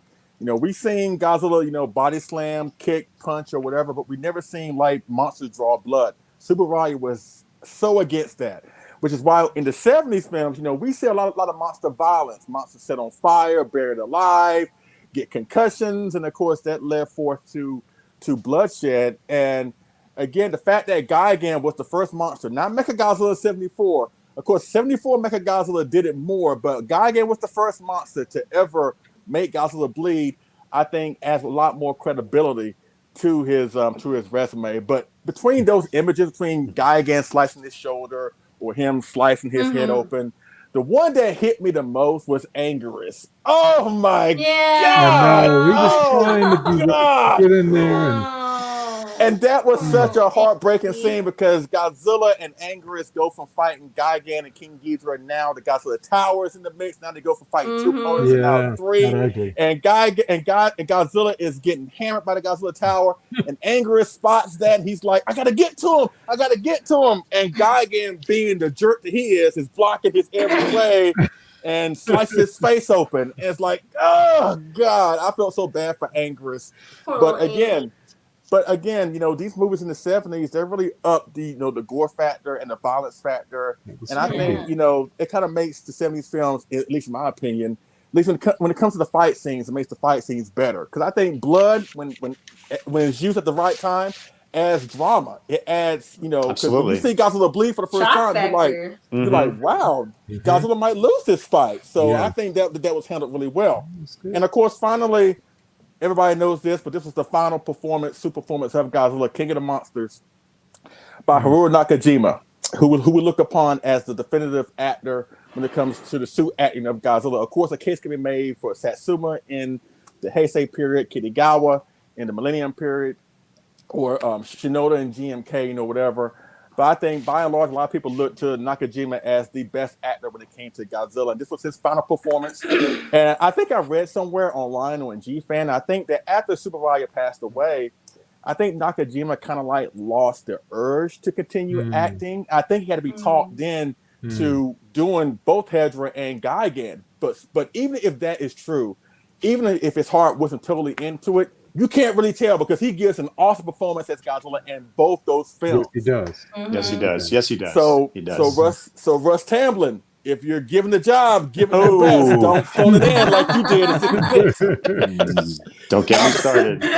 No, but seriously, you know, Nakajima really gave it his all in this film. And it's kind of sad when you see Godzilla anger swim away and that music is playing in the background. You know, it's kind of emotional moment in a way. When you see Godzilla swim off for the final time, or at least in that movie, you know, every time I watch that moment, I just get a sense, you know, I just like, you know, that's it for Nakajima. Because every Godzilla performance after them was portrayed by different actors, was portrayed by Nakajima. So when he goes away and it's like, that's it, like that was it for Nakajima. So it's kind of sad. But still, he gave it his all, in my opinion, in the best fight scene that Toho ever did, in my opinion. And so, so that was noteworthy for that. The final suit at the performance for Nakajima. Now, before I kick it over to David, one more piece of trivia. You can actually spot Nakajima twice in the film when he's not in his Godzilla costume. Oh, that's right. Here. That's right. Oh, my God. In the beginning of the film, when the protagonist, you know, they're talking back and forth, Nakajima's right there in the middle. He's hiding in plain sight. There he is, right there. That's so cool. Shonen Sunday. Yeah. I love that. I love that. Yeah. So, and you know what? There was something that he used to do. I don't know if he did it in every Godzilla film that he was in, but I know he did one in Destroy All Monsters, right, David? Wasn't he like? He did. He was one of the officials that were when the big video screen at the end when they were looking at the fight. He was one of the military guys, and he was also front and center in a couple of scenes in King Kong Escapes, which I think I highlighted in our group. Right. And the second moment where you see Nakajima out of costume is when Gigan and King Ghidorah are spotted headed for Earth. And they have this scene where the military are watching, or at least they hear the monsters coming. And one of the officials that like walks in the background right there, that's Nakajima. Wow. So and it's cool to see that, you know what I'm saying? I know it kind of tastes. I know some people don't like that. Could kind of takes you out of it. I think it's cool when you can spot him in certain areas and he's right there hiding. He's so hidden. He's so hidden though. It doesn't take you out of it because it's subtle. It's so nuanced. quick. It's so quick, and it's very Hitchcock. Hitchcock used to do that in all of his films too. He'd have a little tiny cameo cameo. You're never going to live that one down. That in every one of his films, I think every one of his films, he made a little appearance somewhere in the film. That you wouldn't notice him. Oh my God, that's not for Hitchcock. But the fact that they let. But if you know it's there, it's like, oh, there it is. Right. There it is. Yep, there it is. Yeah. It's fun. I love that stuff. I missed that second scene, Leslie. So you learn something every time on Collect All Monsters. Because you really do. Yeah, because in the early going of the Godzilla films, they didn't acknowledge at all that Godzilla was a guy in a giant dinosaur That's right. suit. That's right. Later on, Mhm. when they get like name recognition, like you see Nakajima's name and the credits of War of the Gargantuas, Emperor Horror of the Deep. I think he just created Monster. So it's nice that he gets that recognition. Because quite frankly, he deserved it. Because again, as I mentioned in our our tribute to suit actors episodes, these awesome people paid the price to make these films Yes, they happen. did. And it wasn't fun. It wasn't fun, but he did it. And He did so, again, he went out in a blaze of glory. The one and the only Haruo Nakajima. Rest in peace, good sir. Yes, Rest indeed. in peace. Yes, indeed. I miss him. All right, Amen to David, that. you up next. All right, so David, before you get going, can we quickly, maybe codedly speak? I just want to make sure I get which one we're going to do, which images I need to show first. What's where are we that's starting what I was here? going to talk to you about. So first, Okay. I have a few things to say about this movie, and I divided it into two groups: the good and the bad. Cool. Okay, so let's talk about the bad first and end on a high note. Does that make sense? Yes. All right. Totally. Okay. Now, everybody, bear with me. I'm going to be playing the role of John Ruffin in Leslie's live stream, and please, I love this movie. Now, I like this movie a lot. It is not in my top 10, definitely not in my top 5, but I'm going to tell you why. And before you all jump down my throat, I'm going to be very respectful and just tell you the reasons, if you'll indulge me, because someone's got to do it, right? Someone's got to do it. So, without further ado, Kyle, let's just move on to the bad. And I think the first picture. Okay. The first picture is what Leslie alluded to. This is the fourth time the Sho Shingeki, as he pronounced perfectly, suit has been used. It was used in 69, 68, 69, 71, and 72. It is tore up. It is falling apart. It does not look good. I don't think you guys think it looks good. A little rough around the edges. You can see this. I think that It's battle damage. it's seen better Battle days. damage. It's battle damage. Definitely and battle it, damage. It needs a seamstress or something. Anyway, you can move on to the next one. History. Now, this is probably the most egregious thing that bugs me in this film: the use of dark, reused images from other Godzilla films. Okay, they didn't even make an attempt to lighten it up somehow. They just darkened the whole picture so it looked like the night, and it still didn't look like the night. Spoiler alert. It really took me out of the film, I'm sorry to say. And they did it a lot. Go to the next one, Kyle, please, if you will. Again, Destroy All Monsters. They just made it look like it's night, not by darkening the background, by darkening the whole picture. And I know there were budgetary concerns. Darkening the background. Well, back then, all right. They didn't have Photoshop back then. Okay, well, they shouldn't have used the scene because it took me out of the film. In iPhoto, I could make this look like nighttime in no time. Yeah, What's their problem? Well, whatever they did or didn't do, I didn't care for it. It was distracting, and they did it quite a bit. And you can move right on to the next one. Now, this one, the Ghidra looks terrible. It's static. The suit doesn't really move well. I can't defend it. I love the way they controlled the heads. There was so much more control. So much more control because it didn't really move, John. That's the thing. And just let me finish. Let me finish. So it's a bad suit. It doesn't really do much. And Kyle and I were talking about this. The only scenes that are dynamic that have Ghidra in it are the ones from the stock footage when they make contact, because it's basically just like a paper mache, at a party. It's terrible. I do love how at the very end of the movie, they're like, okay, now you can grab the Ghidra suit and trash it now. But they had to wait till all the filming was done. You can just destroy it. So, and then they're like, hey, wait a second, this thing is still good enough to use in Zone Fighter. Yeah. Right. But no. It's just, I can understand, and I don't know why people get so uptight when they talk about the stock footage and the reused scenes from Godzilla's Revenge or All Monsters Attack, because at least they're all set during the day and they're all set on an island, so it kind of looks like it's the same thing, even though the Godzilla is totally different, like it is here. Right. The water suit looks horrendous. It's that conglomeration of the 67 head or whatever head that is. It's just bad. I love that suit. I know you do. I know I you love do. that suit. It looks so goofy. Everybody loves it, but I have to say my piece. I'm going to get to the good. Let me go. And another thing that really, really bugs me that I have to talk about is the music. Okay, the score. There is only one piece. There was only one piece that was created for this movie, and it's the very last piece. It's called the Godzilla March. And it is, I have it down here. It was composed by Kunio Miyamuchi, lyrics by Sekizawa and Fukuda, and it's sung by Susumu Ishikawa.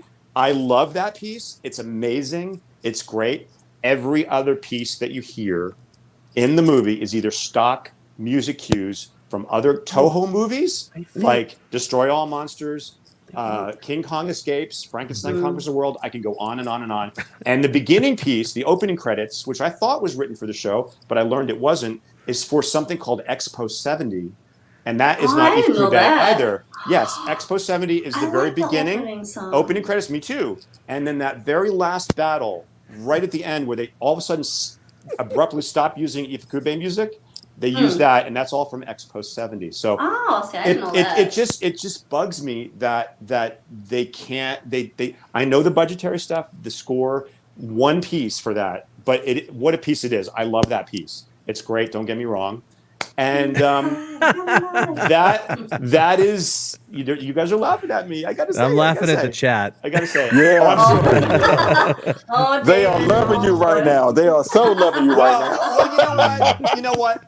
I'm going to go on to the good now. So I do like. I'm 50-50 about this movie. I really enjoy watching it, and I just watched it especially for the show recently. And now let's go on to the good, shall we? Okay. Yes.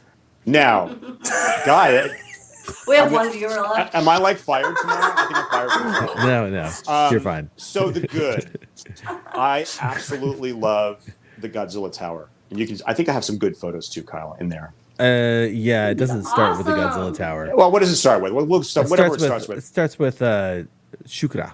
Okay, Shukra and Mamagon are really cool. I love that he's a comic artist, a manga artist, and I think that's a really cool story twist in there.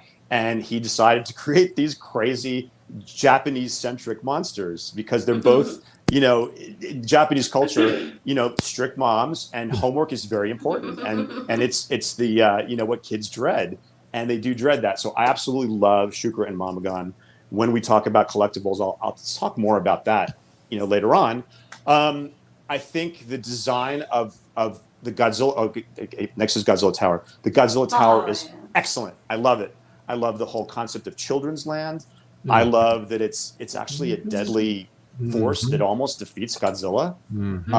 It's threatening. It's cool. We need to see more collectibles of it, number one. And as we discussed before, in Japan, they should do a whole theme park based upon children's land. I think that would be awesome. And then let's see what's next. The Gigan design itself is my next picture. I think it is. I love the Gigan design. It's so cool. I think they use some of the scales. Looks like from King Ghidorah to incorporate in there, so it definitely makes him look like a space creature for sure. It was a really tough costume to work inside. There's all stories about how hard it was, and they had to modify the hook hands because they were too heavy initially. It was fabricated by a man named Nobuyuki Yashimaru, and he's the one that designed. Did many of the fabrications for these films, and he's the one that created or actually made the concept sketch come to life in these movies. So I love Gigan. I think Gigan looks absolutely cool. Now, another reason I really love this film, I love the plot, and I love the cast. It's a crazy, wacky, goofy, kooky, fun story. I love it. And a lot of that is due to the casting, because the cast is great. Now I'm going to talk about the cast for just a second. Hiroshi Ishikawa is Gengo, the main dude, who is just a great character actor. Yuriko Hishimi, her character's name is Tomoko, the one who has the same shirt. And Keith asked me, doesn't she ever change that shirt? I said, I think it's the same day. I'm hoping it's the same day because she wears that shirt a lot in the movie. Awesome. Her character name is actually Tomoko, and I didn't know that until I did this research. And she's karate expert, really fun, quirky character. And then we have Minoru Takashima, who plays Shosaku, or the corn hippie, as he's affectionately known. He's absolutely great. He's super fun. Just did so much with that character, and sort of the comedy relief. Tomoko Umida is Machiko Shima, and thank you, Kyle, for that. Much appreciated. Toshiaki Nishizawa is Kabota, which I think is on the next. Oh, I forgot him. Oh, sorry. He's Kunio Morai, and that's Takashi Shima, the one who was the scientist who was imprisoned in the Godzilla Tower, and they rescued with the balloon zipline thing. Yes, now we've got his orange sherbet. That's Kabota. Yes, his orange sherbet suit. That is Toshiaki Nishimura, Mr. Kubota. I love him. I love his style. I want to wear that suit. It looks really good. It's like an ice cream. That would be great. I love him. I like your idea. Very good, in fact. Very good idea. But he's great. And I also love Zan Fujita as Fumio Sudo. Yeah, Fumio. And I love when they go to his house and talk to his mother. He's not very smart. He's not very smart. He's dumb as a post. He's dumb as a post, and it's just so much fun. And then, of course, rounding out the cast is, as Leslie said, is Haru Nakajima as Godzilla and Setsuma himself as Gigan. Yes. So I love the cast. I love the story. I love the plot. I hate the reused footage that's darkened so you can't see it. And I hate the fact that they relied really heavily on stock music cues. So I'm 50-50. I still will take it over any MonsterVerse any day of the week. Any day of the week. It's fun, but it's not my favorite. Yep. Okay. Hey. Okay. No. You're good. You're good. I want to highlight a couple of things real quick. Please do. Danny Demana says, talking about Kubota, this dude never blinks. An absolutely amazing performance. If you did not know that about Aliens, is that in Toho Productions they make it so that aliens don't blink. That's what they do in Final Wars. But if you look all the way back, going to like well, not Mysterious with the helmets. The Kilax, I can't remember about the Kilax, but if you go back even further to Ghidorah the Three-Headed Monster, whenever the Venusian is on screen as the Venusian, it's completely just like straight-faced, and she does not blink at all the entire movie I never noticed that. Until she's back in her normal psyche. Yes. That's a good anyway, point. A couple of other things. Yeah, obviously, let me have it. Samson was like asking if he could replace you as co-host. The answer is a hard no. But Ed Holland says that according to some Japanese industry pros, Gigan is the samurai kaiju. I see that. However, I would say he's more like a ninja kaiju, and especially with the 2004 edition where he can fire his sickles and it's got a chain. Like that is definitely like ninja weaponry. Yes. Anyway, what else we got? just Anybody else? there's all sorts of stuff. You'll I'm have sure to, there is. you'll have to catch it up on the later. replay. I'll catch up later. We also love it. Hey, it's all in good fun. And It is all in good And fun. I had to be honest. We can't like everything. We have to respect each other's opinions. That's true. And what I said isn't outlandish. And if you think about it, it's kind of true. It may not take it out for you. And another thing that I should probably mention is really important is I did not see this one as a young child. I saw it when I was much older. So the nostalgia factor that a lot of you are relying on to talk yourself into saying it's awesome is not there for me. It's not there for me. So I was a little bit disappointed in it, but I still like it. I watch it. It's fun. I love Gigan. Yep. I'm just kidding, man. David, you better say you like it. I mean, No, you don't. do you? That's why Kyle invited me on this show, right? To be myself and to tell my opinion. Because if we all had the same opinion, it would be super boring. And there would be no one to fight with when I get to read the chat room when I'm done here. and believe me, If you come for me, I will come back for you because I am not the one. anyway, You let's had great points, though, David. let's move on to Christine and see what she has to say. Let's learn something about the movie that maybe we didn't know. Well, some things were mentioned a little bit, and I see in the chat some people were throwing some tidbits out there. So one of mine is, if some of you didn't know, the suit actor that portrayed Gigan and brought him to life was our very own Satsuma-san, who is the Heisei Godzilla.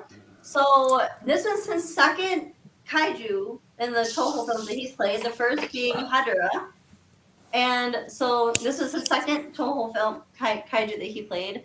And he was also the final actor to fight Nakajima as Leslie that's said. true. Nakajima's final film. So he was the last one to beat him up and bang him around and and all that. So when Satsuma was trying to bring some life into this character, he wanted to portray Gigan as like enjoying the destruction that he was causing. And you can tell like in the beginning in the fight scenes where he's destroying the city, it looks like Gigan's having a good time, smashing in windows, buzzsawing through buildings and all that. But when it comes to fighting, he is a very vicious fighter. Gigan's very vicious. But as soon as like the title battle turns, he kind of like pieces out. Pieces out and kind of abandons his allies. So yeah, here we have some. This is Satsuma's signature. That's great. But I didn't really realize that. I didn't know that he was Gigan until maybe like 4 or 5 years ago. Me neither. I thought that was really cool. And I think, as David had said earlier, the claws he had originally, the claws and feet were super heavy. They were made out of like a heavy kind of like resin. Heavy fiberglass, yeah. Oh, wow. So it was really hard for him to act in it, and they finally he had said to that. hollow him out. He said that he kept getting like his feet kept getting stuck on the buildings and stuff as he was walking around because they're so heavy and just extra long like clown shoes. It's like wearing like fiberglass pointy like flippers for swimming. Shoes, It's so hard. Yeah. Oh wow. Yeah. But he still emoted in that suit though. He did. He emoted in that suit more than some of the other suit actors did. So props to him for that. Awesome. That's true. That's true. So that's my first tidbit about good old. I mean, Satsuma-san, he's my favorite. I love Satsuma-san. So I thought he's a great personality. Yeah, He's and so you can really exuberant. tell. So yeah, exuberant. like how he brought it into. I mean, I feel like he did portray Gigan as being very evil and malicious and all that in the scenes, even when he was fighting Godzilla, and even when he was just destroying buildings, and then he kind of wussed out once Godzilla started beating on him. Like I said, he who fights and runs away lives to fight another day, right? True. Right. And he did. And he did. I thought of him as more as like a bully, like a young adolescent, like a bully, like yeah, but he was a jerk. He was a jerk because he saw Godzilla in trouble and he knew Angus wanted to help him, and he still blocked him. He was like, "You want to get to him? You got to go through me, and I'm gonna chop your face up just because of it." He was a jerk. He was a jerk and a coward. That's what he is. So he got his little butt whooped, and then he took off. So then my second little tidbit is, so in the promotional posters, you can see that even in the publicity still, so you can see that Gigan has a laser coming out of his eye. Right. But so like here you go, you can see he has a laser beam that he fires. But this never made it into the movie. Because the special effects director thought that it didn't really fit a monster. It was more fitting of like a human or a superhuman. Oh, bless you. Thank you. So I mean, but actually though, it did, when we got to Gigan Final Wars, he did have the laser beam, and if you play the Godzilla, like the Unleashed games, for the Wii and PlayStation, he can fire the laser beam there. So, I mean, he was originally supposed to have like a laser beam eye like under his visor. I mean, you can see it. He has a little red dot up there. But yeah, they never. I think they said that he thought it was a superhuman power. Those people that like the psychics. So yeah, it's like the third eye, right? Yeah, the so third eye. that's Like the what chakra, that's one what of your that's supposed to chakras, be. Yeah. Yeah, that's what it was. Fascinating. Chakra. Yeah, it's crazy because someone was talking about this. I think it was in another discussion where they thought that it would have been cool if they didn't have King Ghidorah at all, but Gigan did have the laser. And he became that was more in the Monsters with Attitude. Monsters with stream. Attitude, Yeah. and I did agree with a lot of things people said in there. There was a lot of people who didn't like the movie in that chat too. So just saying, or had a different opinion about it. But it was a really great point because Gigan would have been much more of a threat if he had the laser and he was threatening both Godzilla and Angulus at the same time. And it, because Ghidorah didn't do that much. Let's be honest; he really didn't do all that much. I mean, do that much. He did some damage though. So if they gave Gigan the laser and made him a little bit strong, a little bit more strong, the battle would have been a little bit more dynamic, even more so than it was. So that was a great point that someone brought up in that chat, which was a great chat, by the way. Hey, so basically, what you're saying is you wanted Gigan to be treated like Mechagodzilla 74, right? Yeah, in essence, yeah, maybe. Could be done. Could be done. I mean, he is a cyborg, right? Yeah. I mean, No, I think it makes sense though because they are testing the waters and trying to do what they're going to do in the the 70s, right? And it wasn't. Maybe they just didn't figure out that gold. We're like, oh, we really only need one big bad monster right now, right? And there's a lot of people think that that Ghidorah was in that movie just because they're like, oh, we got to get people to come back to the Godzilla movie. I agree with that. I can definitely agree with that. That makes perfect sense. But because actually, I thought I read somewhere that the original treatment for this film was going to have King Ghidorah be the focus and Gigan be the sidekick, but they switched places. Interesting. That's what I read somewhere. Well, I'm glad they did because we've already seen Godzilla versus King Ghidorah, several times before. So it was more original that way. And yeah, I think at one time it was going to be King Ghidorah, Megalon, and Gigan versus Godzilla, Anguirus, and Varan. I think I read that. Oh somewhere. wow. That would have been that would have been great. That would have been. And really the movie's going to be called The Return of King Ghidorah, but Gigan was going to be a side character. But because of budgetary reasons, they brought back Anguirus and just made it just a tag team fight between all four monsters. So that's what I read. Interesting. Interesting.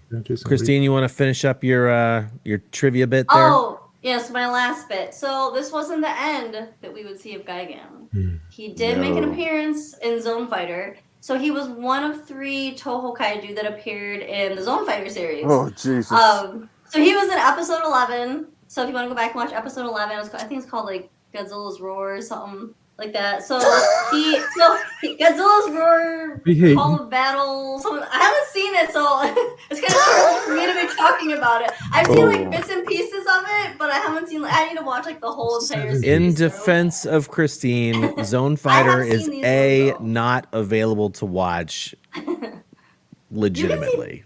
You can see clips on YouTube or whatever, but it's not something you can just watch.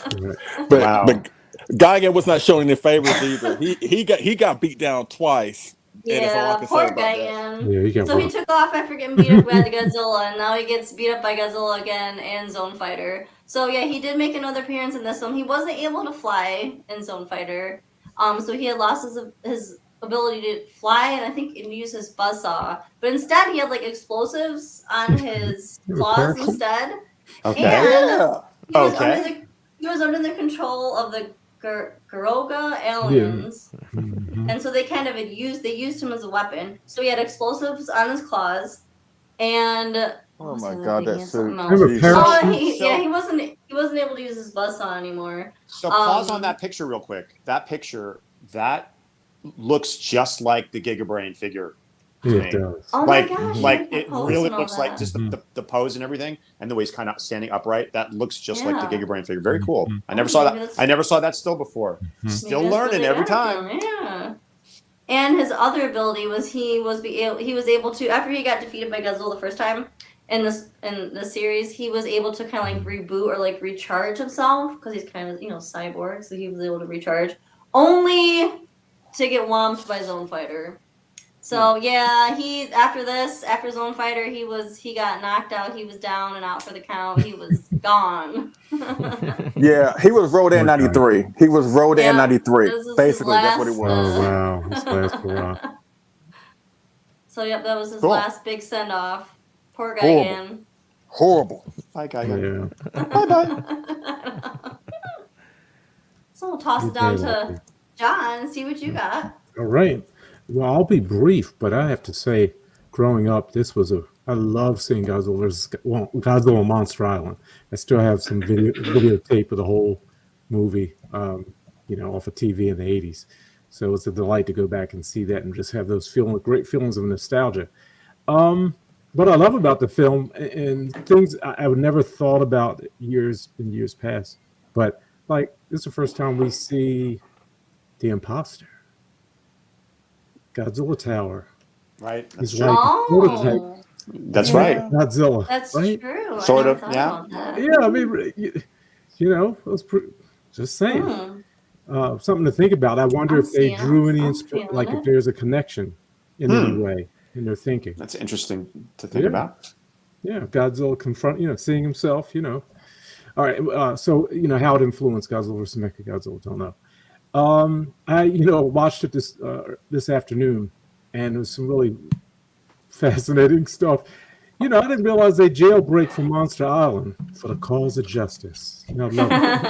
It was like, we're breaking out of here. We got to save the world. Because something funny's going on. Go check it out. Go check it out. What do you want? Hurry. Okay. They were true gangsters. Now, I didn't even mention that. I'm crying over here. Now, here's another connection. Both Godzilla and Anguirus, or Angry as I like to call him, both, have bloodshed.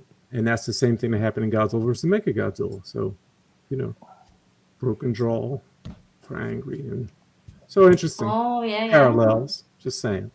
And I know what you're saying. The broken jaw. And I'm saying what you're putting out. You're saying 74 did it better. That's what you're saying, ain't it?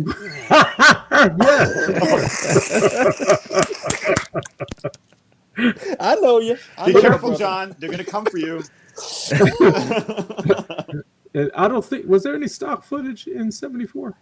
Not that I know of. Not that I know of. I don't think so at all. None. Okay, but no, I love Godzilla Monster. Love it. And I can watch, like Leslie said, I can watch it anytime. And it's one of those neutral films. The only part I hate to see Godzilla bleed and get beat down, and on the verge of death, and then Gigan kicks him in the head. I mean, it's just really over the top. But it's intense. Now, my little factoid is I have to tell you, I learned so much from Japanese Twitter. You can glean so many insights. And this one I learned from Andro Mega 18 on Twitter, where I have a picture of Kyle. I don't know if you can. Yeah, here we go. And I didn't know this. So the designer of Gigan was yes. I came across that too. Yep. And which is awesome. And he drew his inspiration for Gigan's, visor, whatever you want to describe it, from a Japanese actor and singer, Yujiro Ishihara, who had cool sunglasses. So there you go. And that's cool. Also interesting. I think that's a cigarette in his mouth. I mean, think about in the film. Kids, it's definitely not for kids. Cigarettes. That was in vogue in the 70s. Right, yeah, a long time. Oh, it was everybody smoked in the 70s, it seems. Everybody. Yep. My first flight to Japan, I was in row 52. Right. Whoa. Yeah, 52. And right next to the smoking section. So back in the 90s. Oh, it's changed a lot. It's changed a lot. It's changed a lot. So much. Yes. Thank goodness. Yes. And so it's interesting. Gigan is, one of a favorite. Definitely kaiju of mine. Me too. Me too. Actually, if you don't mind, John, may I piggyback on your factoid here? Please. Because I always like to project correct information or corrections when I can, not on what you said. This is actually fantastic information because I am one of the people that was spreading misinformation before this was corrected on the internet. A lot of people, like myself, thought Akihiko Iguchi designed Gigan, but he didn't get involved with the design stuff until '74. So thank you very much for saying that. Also, in my commentary for Godzilla vs. Gigan, which was a fan commentary, not something I got paid for, but the one thing that I gleaned from another commentary with Stuart Galbraith and Steve Rifle was a mistake that they made, and I perpetuated that myth that Gigan was designed by Shigeru Mizuki, different Mizuki, but Gigan's folds, according to Shigeru Mizuki's translator, the gold against the green in Gigan's design was absolutely based off of some yokai kimono pattern. Oh, okay. So just a little bit of interesting thing, and I always want to take the opportunity to correct myself anytime I can on that. So there Kyle, you go. Can I ask you a question? Yeah, Kyle, I can ask you one question before we move on.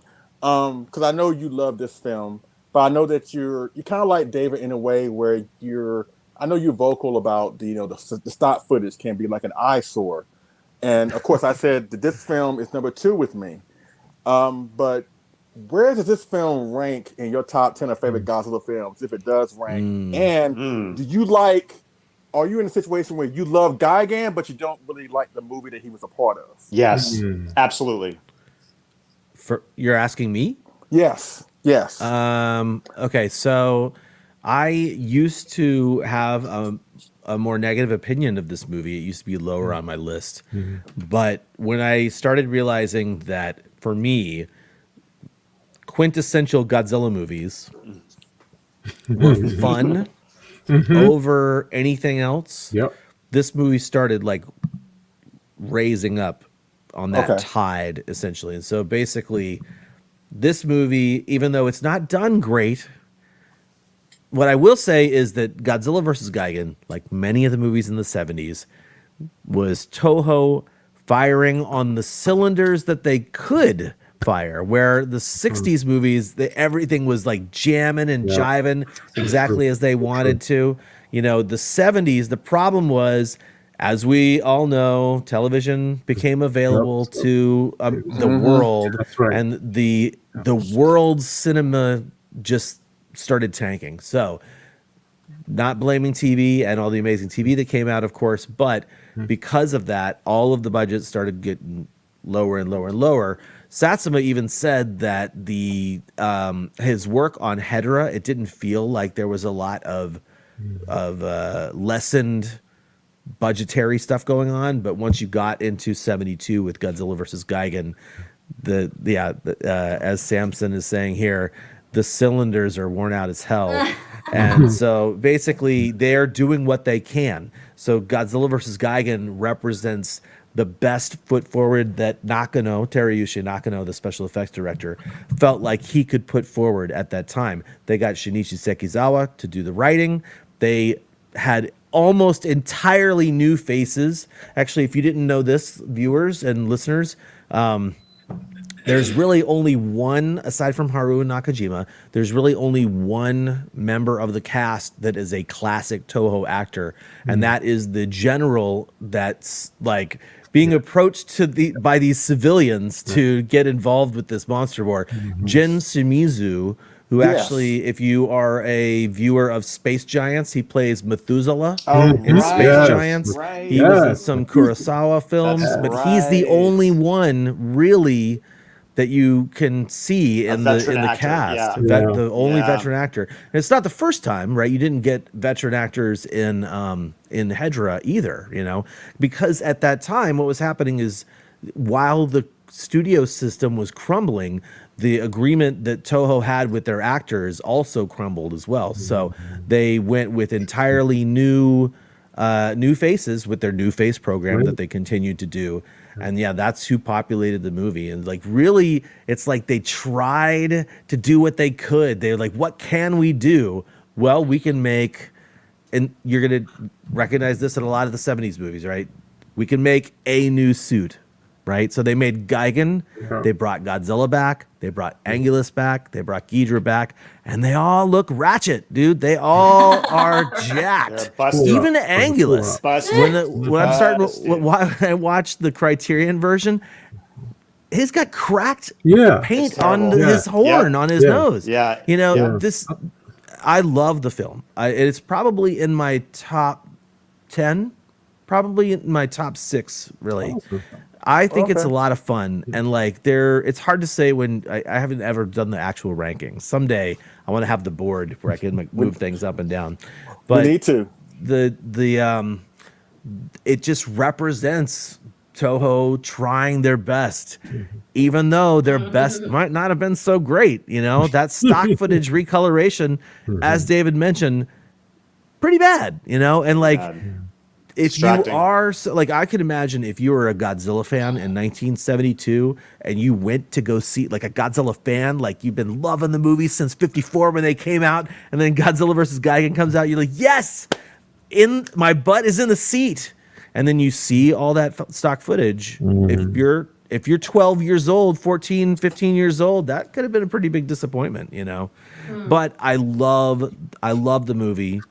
I love the character, and it could, of course, it could be better. Not a single one of the Godzilla movies is perfect in any stretch of the means. And so they all have. Oh, I wish this could have been different. You know, every single one of them has that. And anyway, of course, that was really well said. That was really well said, and very. I agree with everything you said. However, then we get 1974, which is brilliant. Stock footage, still probably low budget, but they were able to transcend all of that stuff. I guess they learned their lesson as it were. I think that's probably what happened. Yeah, they probably because learned how to fix it or something. Because you get to Godzilla versus Mechagodzilla, that is everything, you know, special effects wise that Gigan was not. And again, like I really don't want people to like hate me for this, but you know, it's just so distracting to see not only the stock footage, but how dark they just darkened it. And even as a young adult, it bothered me to no end. It really bugged me. And I'm like, wait a minute. Wait. That's from Frankenstein Conquers the World. Wait. That's from King Kong Escapes. And I love that music. That's some of my favorite music Toho ever produced. But it seems out of place and random. It doesn't seem like it fits. And it's just, again, I feel like I have to explain myself because I know I'm going to have to talk to people about this, but I love Gigan. I love the suit. I love the design of Gigan, and now I like it even more now that you said it's based on a yokai kimono design. I think that's super cool. Again, learn 4 or 5 things on every time we watch the show. But I just think that in ranking these, they're always in motion, you know, and sometimes my opinion goes up and down, and it is a lot of fun, as Kyle said. It's fun.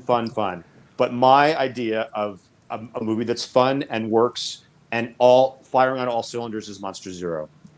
Of course. Now that to me is what I'm basing it on that. That's the barometer. Against that is my barometer. Yeah. I'm sorry to say. And I know that's the golden era, et cetera. The budgets were much higher. It had, you know, big stars in it. But I think that for what they did, I had to bring those points out. And say that because I know there's a few people that sort of agree with me on that, and it's not important. It's not important that everybody agrees with me. It's all good, man. Yeah, it's all good. yeah. It's all good. Now, you guys who are watching, thank you guys all for sticking around. You're awesome. We are not done talking about this movie. Well, we're done talking about the movie itself. The last thing I'm going to share from this discussion is David mentioned the music. And I'm just going to probably try and remember to put this in the show notes. If you go to Lawrence Tazinski's GodzillaMonsterMusic.com, he actually has the Godzilla vs. Gigan soundtrack listed along with every other Godzilla soundtrack listed. Wow. And at the very bottom of it, here is the breakdown of every song and what it originally came from. Yep, it's crazy. I was gonna rattle those off when Kyle sent that information to me, and I'm like, there's no way we'd still be talking about it. It's way too much. It's way too much, and that's my point. It's way too much. All right, so we're not done though, because we are a show dedicated to collectibles, and so now we're going to go around the room and just kind of maybe a little more briskly talk about some of our favorite collectibles from this movie. And so I'm going to do what I do, pass things over to Mr. Leslie P. Chambers. Mr. What's up, C, dude? Mr. Chambers. Show me what you got. Oh, when it comes to Gigan, I only have at least the Showa one. 'Cause I do have the Final Wars. You know, I'm an X Plus guy. I'm a model guy. I have the 25 centimeter Gigan. This is the nighttime version that came out a couple years ago with the red light up visor. Unfortunately, the visor doesn't, the light up doesn't work anymore. At least it works, but it's really faded. But still, the nighttime paint job, I love it. I really do love this. This version of Gigan from X Plus, and in my opinion, I think it's the best one that they have ever done. Hopefully this year, because again, I've said this until I'm blue in the face, and again, with my complexion, it's hard to do. If there was a year to bring out a gigantic version of Gigan, it's this year. Kyle was there. He heard it from the guy's mouth. He said it. He teased it. And I've always said, mostly a lot of times, whenever G from S Plus says this is going to happen, it happens. Mm-hmm. It may take a few years. That's right. But he did say he wanted to make a gigantic version of the Showa Gigan. Yes. So hopefully we will get that. That looks sick. What kind of support would the Showa gigantic Gigan get from everybody watching? Lots. Okay, yeah. And just going to breeze through this one. I actually got a model kit. It's a wave model kit of Gigan, and it was built and painted by our great friend. You know him, Burley Vang. What's up, Burley? Burley Vang. Burley's a good guy. He was one of the when I came into this community a long time ago. You know, he and I became good friends, and I got some kits off of him, and it was really spawned my desire to go more into kits. Of course, David really helped me get more into that. Thank you very much. But he did build and painted this kit of Gigan. That's beautiful. Oh my gosh. Gorgeous. Wow. The wave Gigan used to be what I would consider to be the quintessential Gigan I agree, back Kyle. in the day. It was. Yeah. It was. It still looks great today. It looks fantastic. That was. It looks great. Kyle's right. His mouth open. Oh, that's cool. Oh, I don't know. Oh, that's sick. I like that. Really so nice. S Plus. Nice proportions. So S Plus favorite sculptor's line. Yeah. Gigan. I can see it. I can see it. Big good idea.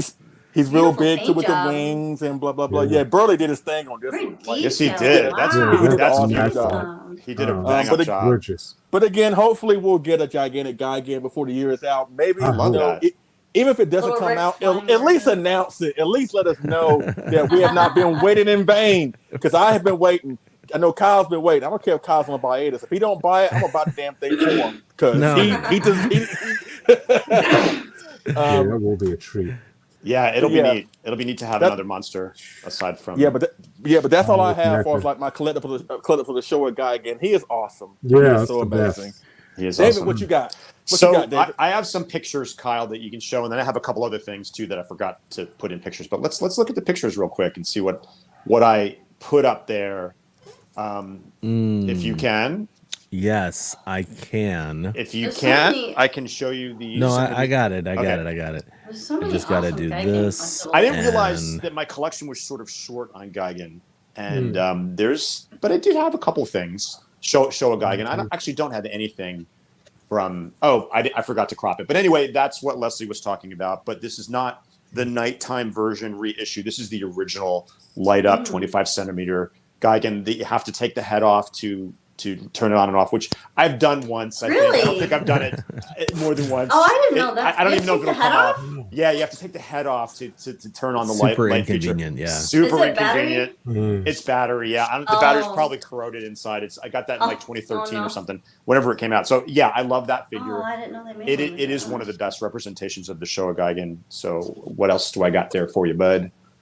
Okay, this is what Kyle was alluding to before. He was so kind as not to showcase it in his segment, but I do have the original German Godzilla vs. Gigan poster in that beautiful yellow color, and I definitely have to get that framed and find a spot for that to hang up because that's a really cool piece, and it's my only original Showa poster that I have, aside from my Valley of Guanji that I got from Sean. That's my only Showa piece and original, and I love it. And I can't wait to do it. So that's a great poster. Even though Frankenstein is not in it, I just love the fact that it says Frankenstein on there because we can think Frankenstein's hanging out back there eating a heart, hanging out in Hiroshima. But we'll see. How can we pull people into our movie? Yeah, let's put the Frankenstein in there. Yeah, we have to talk to our German collector friends about that. That'd be a fun episode to have our German collector friends talk about the Frankenstein titles. For sure, And, we definitely have some. We definitely have some German. We viewers, do. For sure. We do. We have several. All right, I think I got one more for you in there, and this is one of my favorite pieces ever. Of course, jealous. the Marmot Godzilla Tower from Children's Land, and I had the yellow one long time ago. Right? Whoops, and I actually sold it because I prefer. Oh, John's got it right there. John's got the Oh, there yellow. it is. I prefer the red, so I kind of I like the switched red. them out. And my ultimate favorite is sort of the greenish blue one. I really love that Oh, one. I like But the red really does pop on my shelf, and your eye goes right to it. So, as I said, I love the Godzilla Tower. That's one of my favorite parts of the movie. It's like a deadly weapon, and John's point is really well taken. It is the prototype for Mechagodzilla because it's an imposter, and that scene where Godzilla kind of hits himself, he's all blurry, and it comes into focus, and there's Godzilla, sort of like the Mecha Kong in King Kong Escapes, right? When he wakes up in the cell and he sees his double there next to him. But very, very cool. And then I've got a couple other things to show you, which you've already seen this. Which okay, Kyle, ready for it? Awesome. This is the quintessential Sofubi Gigan Showa version, in my opinion. I love the Pilot Ace. It comes in I think 3 or 4 variants, but I really something about this metallic one.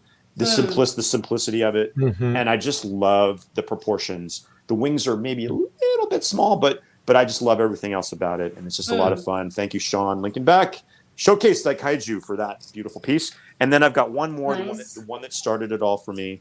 This is the original standard Bandai Gigan that I got when it first came out, like 92. Was it 92? Wow. And I had the tag in a box. It comes with the Destroy All Monsters tag. I don't know why, but at the Destroy All Monsters tag. Yeah, John's got one too. Yeah.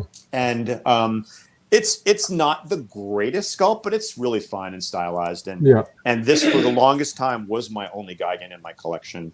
And I got it somewhere. Yep, that's from somewhere. Yes. Bandai started. I've got to give props to Bandai. They started the whole thing, my collecting journey, back up again. And without them, I don't know if I would have continued anymore. I'd like to have these and just want to get the next thing and the next thing. But I love it. I got it at Children of Paradise on Bleecker Street in New York City. So, yep. And I believe that is all I've got for you guys. Collectible wise, and what do you got for us, Mrs. Chapin? Well, I am kind of bad. I only have one Gigan collectible, but it's very special to me because Samson got this for me for my birthday. Oh, it's the Marmot Monster Heaven Gigan. It's a great sculpt. Actually, I don't know why I don't have, because Gigan's such a cool kaiju. And there's so many awesome figures of him out there, but I love this one because blue, my favorite color. So that's a cool sculpt, really great. Yeah, sculpt. it is. It's really nice. I love it. I just love everything about it.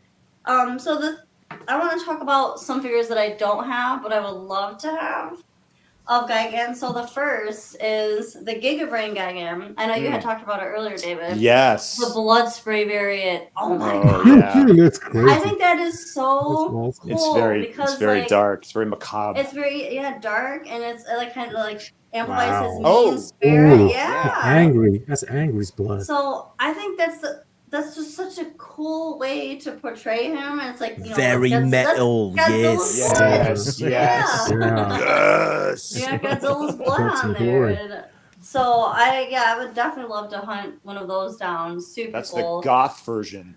Yeah, right. And then the second figure that I love of Gigan is one that you have, David. The Pilot Ace, but I love the black and blue one. I love that one too. So that's the best one and the most rare that's one. what I think. I think Nev Michael has that one, and I think he bought it from Diane.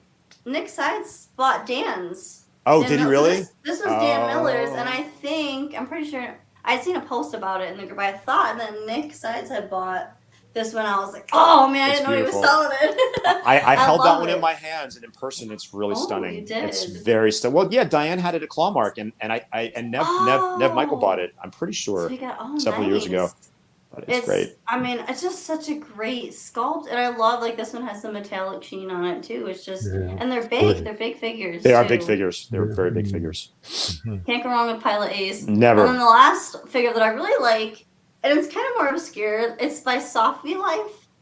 Oh, I like that. It's and the one thing I love about this one is it's got his mouth is open, like wide open, and his tongue sticking out, which I think is so That's cool. They Medicom maybe like a couple years ago, 3-4 years ago, I want to say, did a reissue of this sculpt in like a bright kind of neon blue.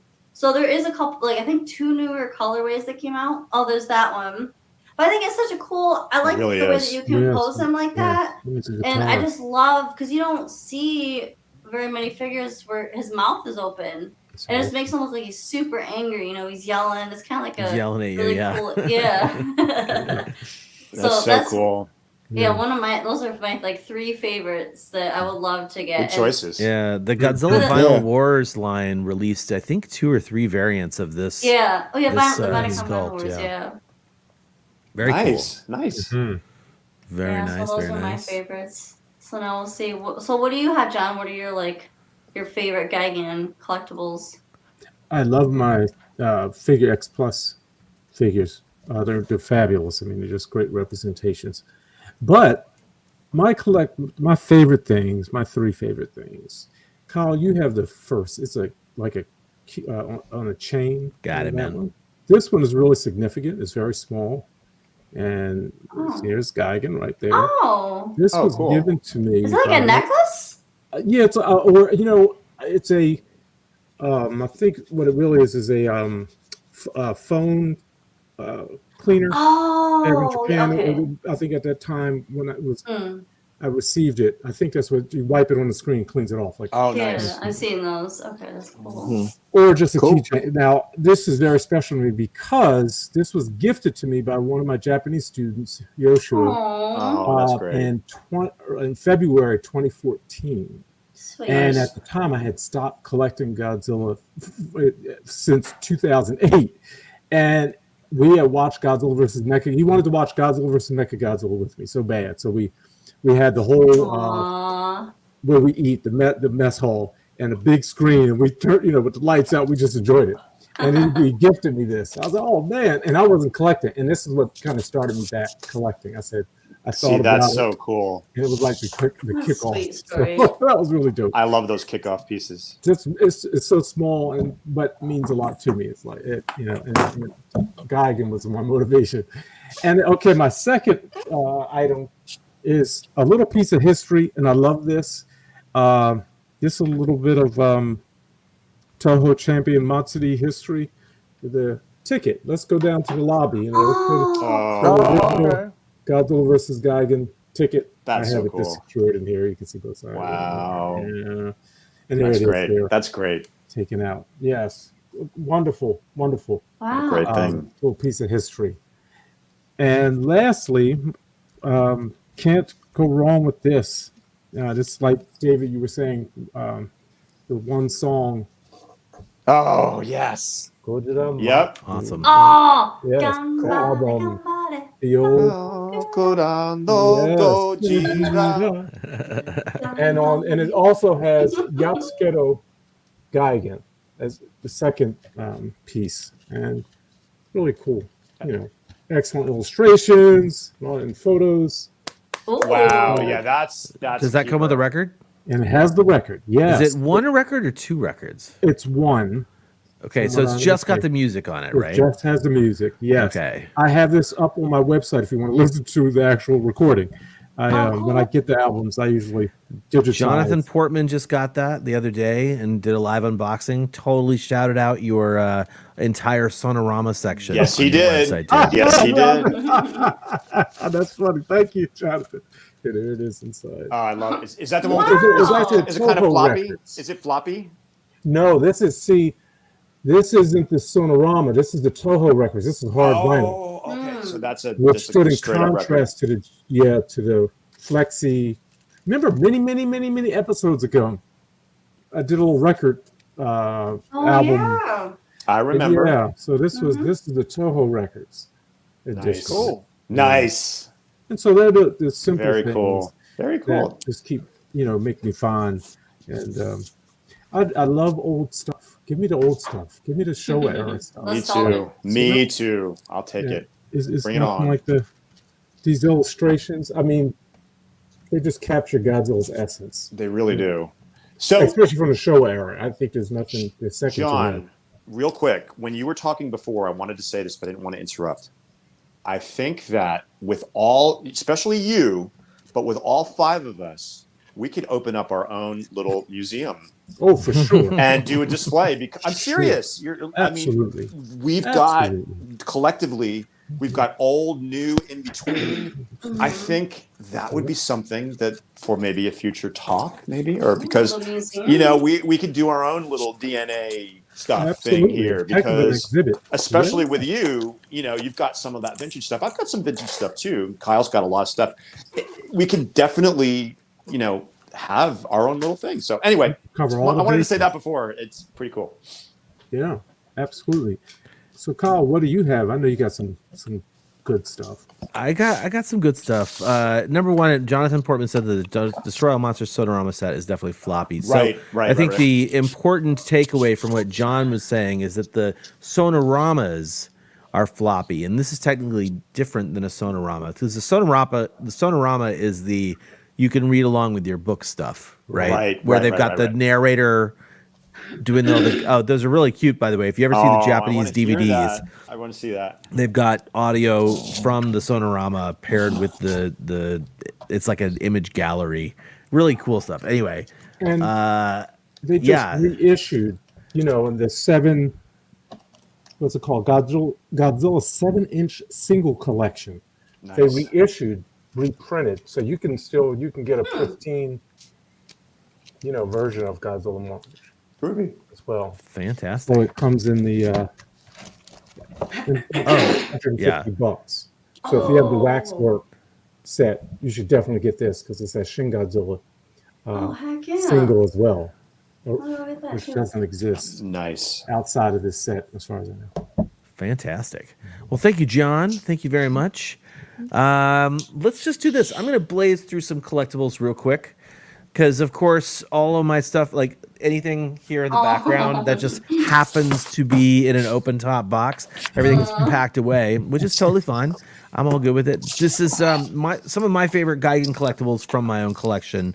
Just kind of rip right through them real quick. There it is. Happily have the Godzilla Tower from Marmot, one of my favorite pieces in the collection. I also am a Marmot Monster Heaven believer. And Me too. Basically, this is the quintessential Sofubi sculpt for me. So I have actually started on this road where I'm just going to try and collect a whole bunch of these guys. So I've got the green one. I've got the Easter egg one. I have the gallery, and this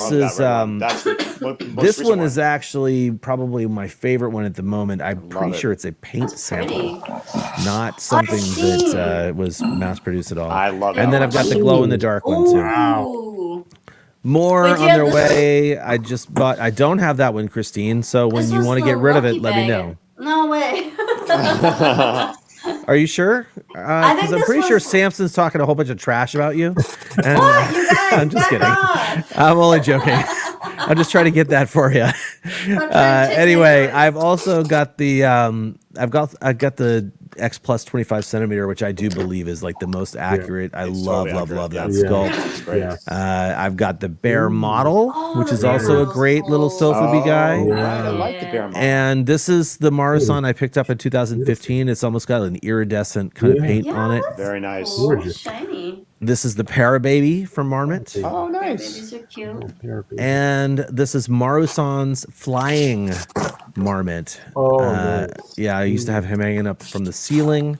This that was is cool. Medicom's release of, it's like a large soft vinyl version of the die-cast from Bullmark that came out in the 70s. Yep. This is from CCP. It's a tiny little guy.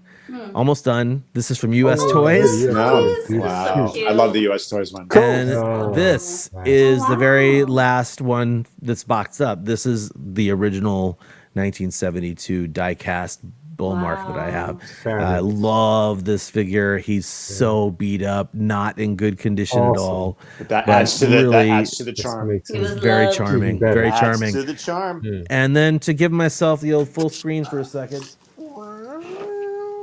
Yes. This is my Godzilla versus Gigan poster. I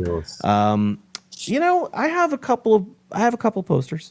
I have a bunch of posters, but the sometimes I buy them and I just kind of get them because I think they're a good deal, and I don't necessarily care so much about the.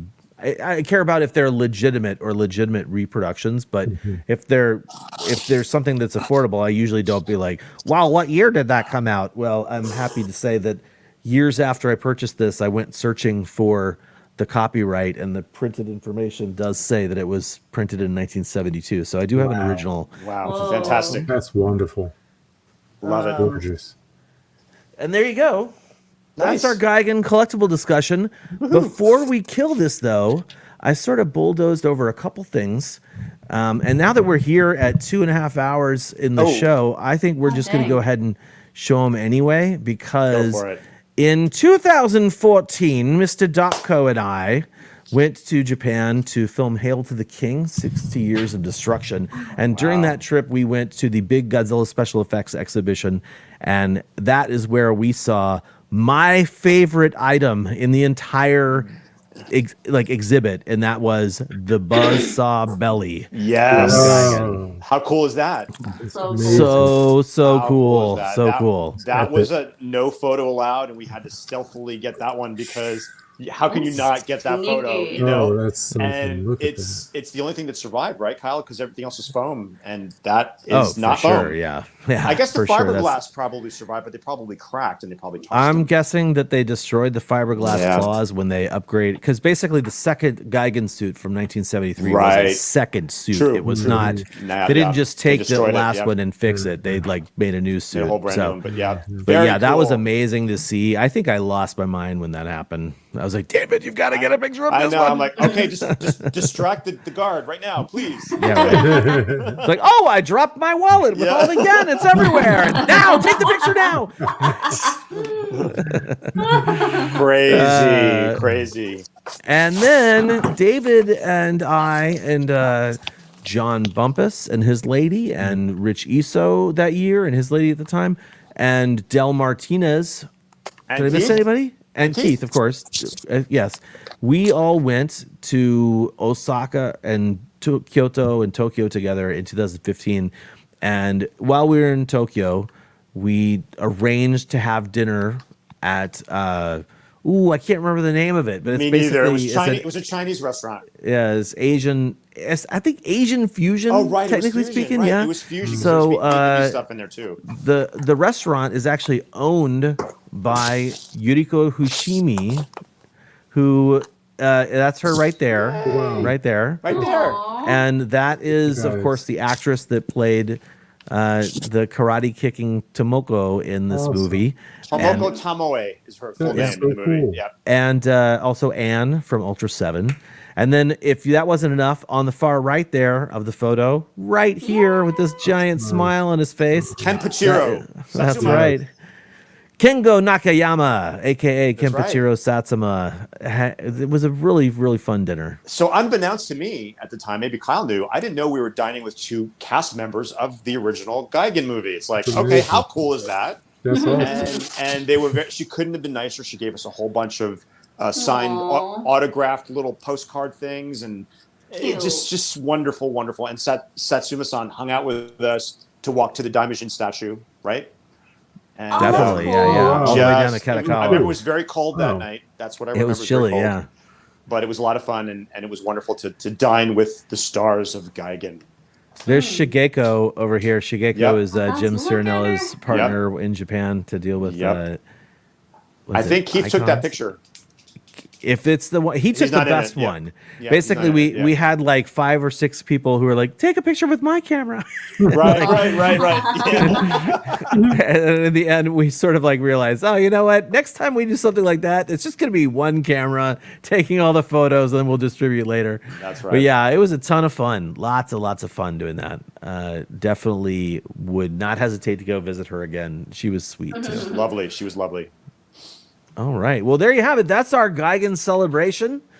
You know, we do also have the Monster Showcase, which we'll get to in just a second. But I did want to once again say that we are giving away this drawing, original ink drawing by artist Giuseppe Bianco. I think I'm saying his name right. You are perfect. And that's kaiju_sketches on Instagram, I believe. So this Rodan 64 drawing from Kaiju Sketches is what we're going to be giving away. That's awesome. Create a quick. You guys vamp for me for a second here while I create. Yes, the it is a hashtag for it. 64. I initially said 56, but it is definitely a 64 from Monster Zero or Ghidra the Three-Headed Monster. But yeah. Oh, yeah. Damn, definitely. I love this thing. I so love this thing. All right. So basically, I got it. Oh my gosh, Leslie. Oh my gosh. He's tangled, everybody. Should I take him off screen so we don't see anything happen right now? Oh my gosh. Are we good? We're good. We're good. Good. Okay. Give up your shin, Leslie. All right. So here's what we're gonna do. If you're interested in if you're interested in winning this not print, but original artwork from Giuseppe, what I need you to do is in the comments, put in a hashtag Gimme Rodan, all one word, and just throw that in there right now. Do it before the end of the Monster Showcase, which is coming up right next. Yes. And then we'll choose the winner using the StreamYard tool once that's happened. So once again, that, for anybody who's ready, is Gimme Rodan. That's the little hashtag. Pop that into the comments there, and the tool should automatically grab everybody and, you know, randomly choose Helmy.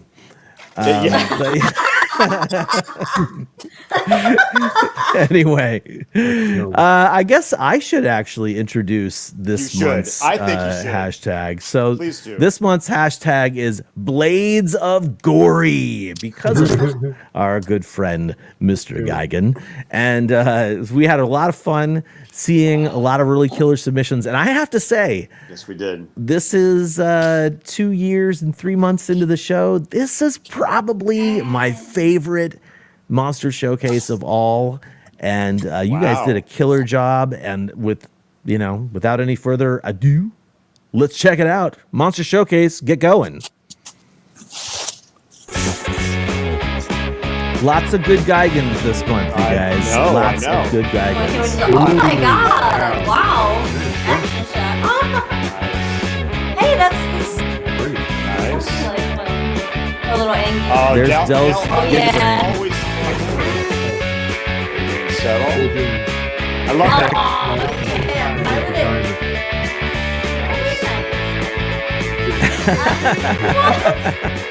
I think a good Photoshop job is always called for these. The old Trend Masters. There are two. Fantastic work. Yes, it is. Some graphic design, a lot of graphic design in this month. Great job, Tanner. He's been working on these photos. Oh, John, beautiful.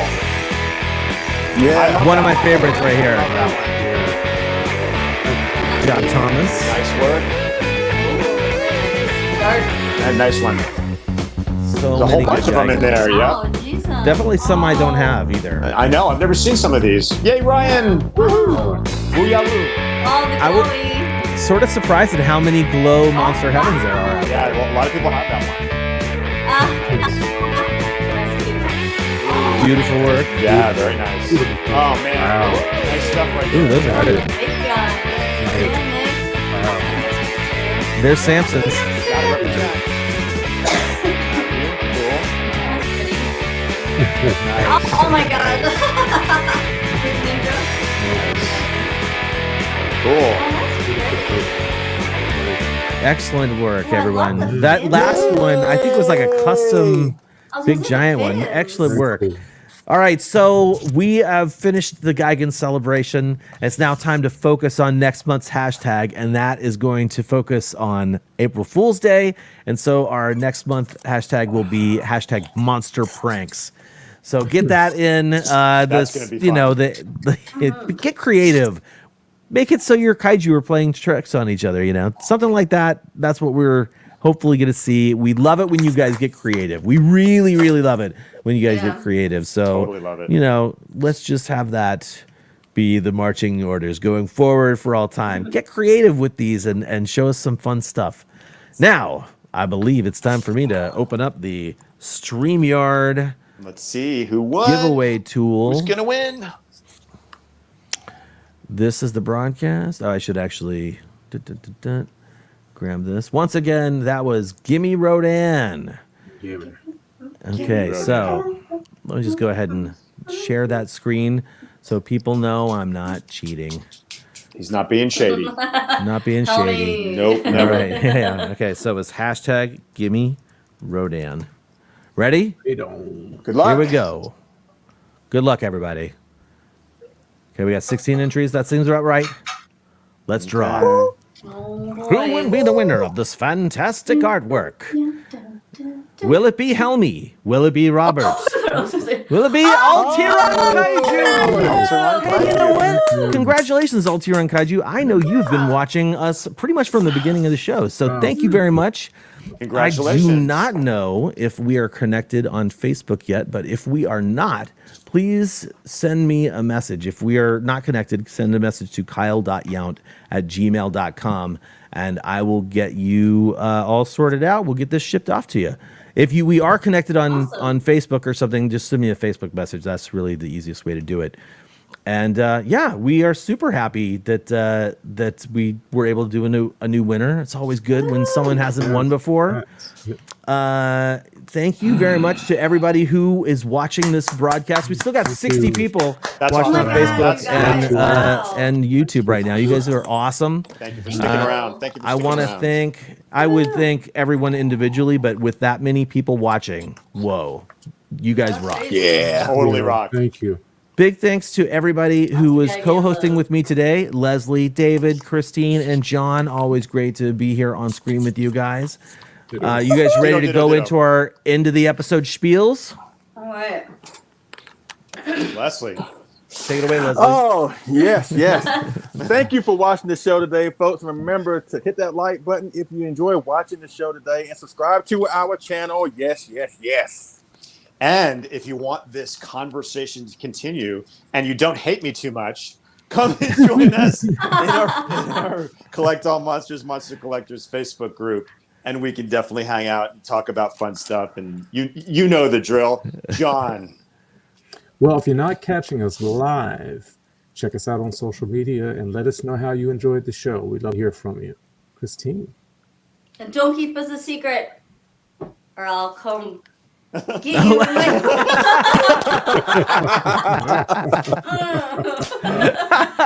You're a trip. Don't keep us a secret. Share us with the family. And join the love and collect all monsters. Oh. And corn. Love and corn. Corn and peace. Perfect peace. That's right. Peace.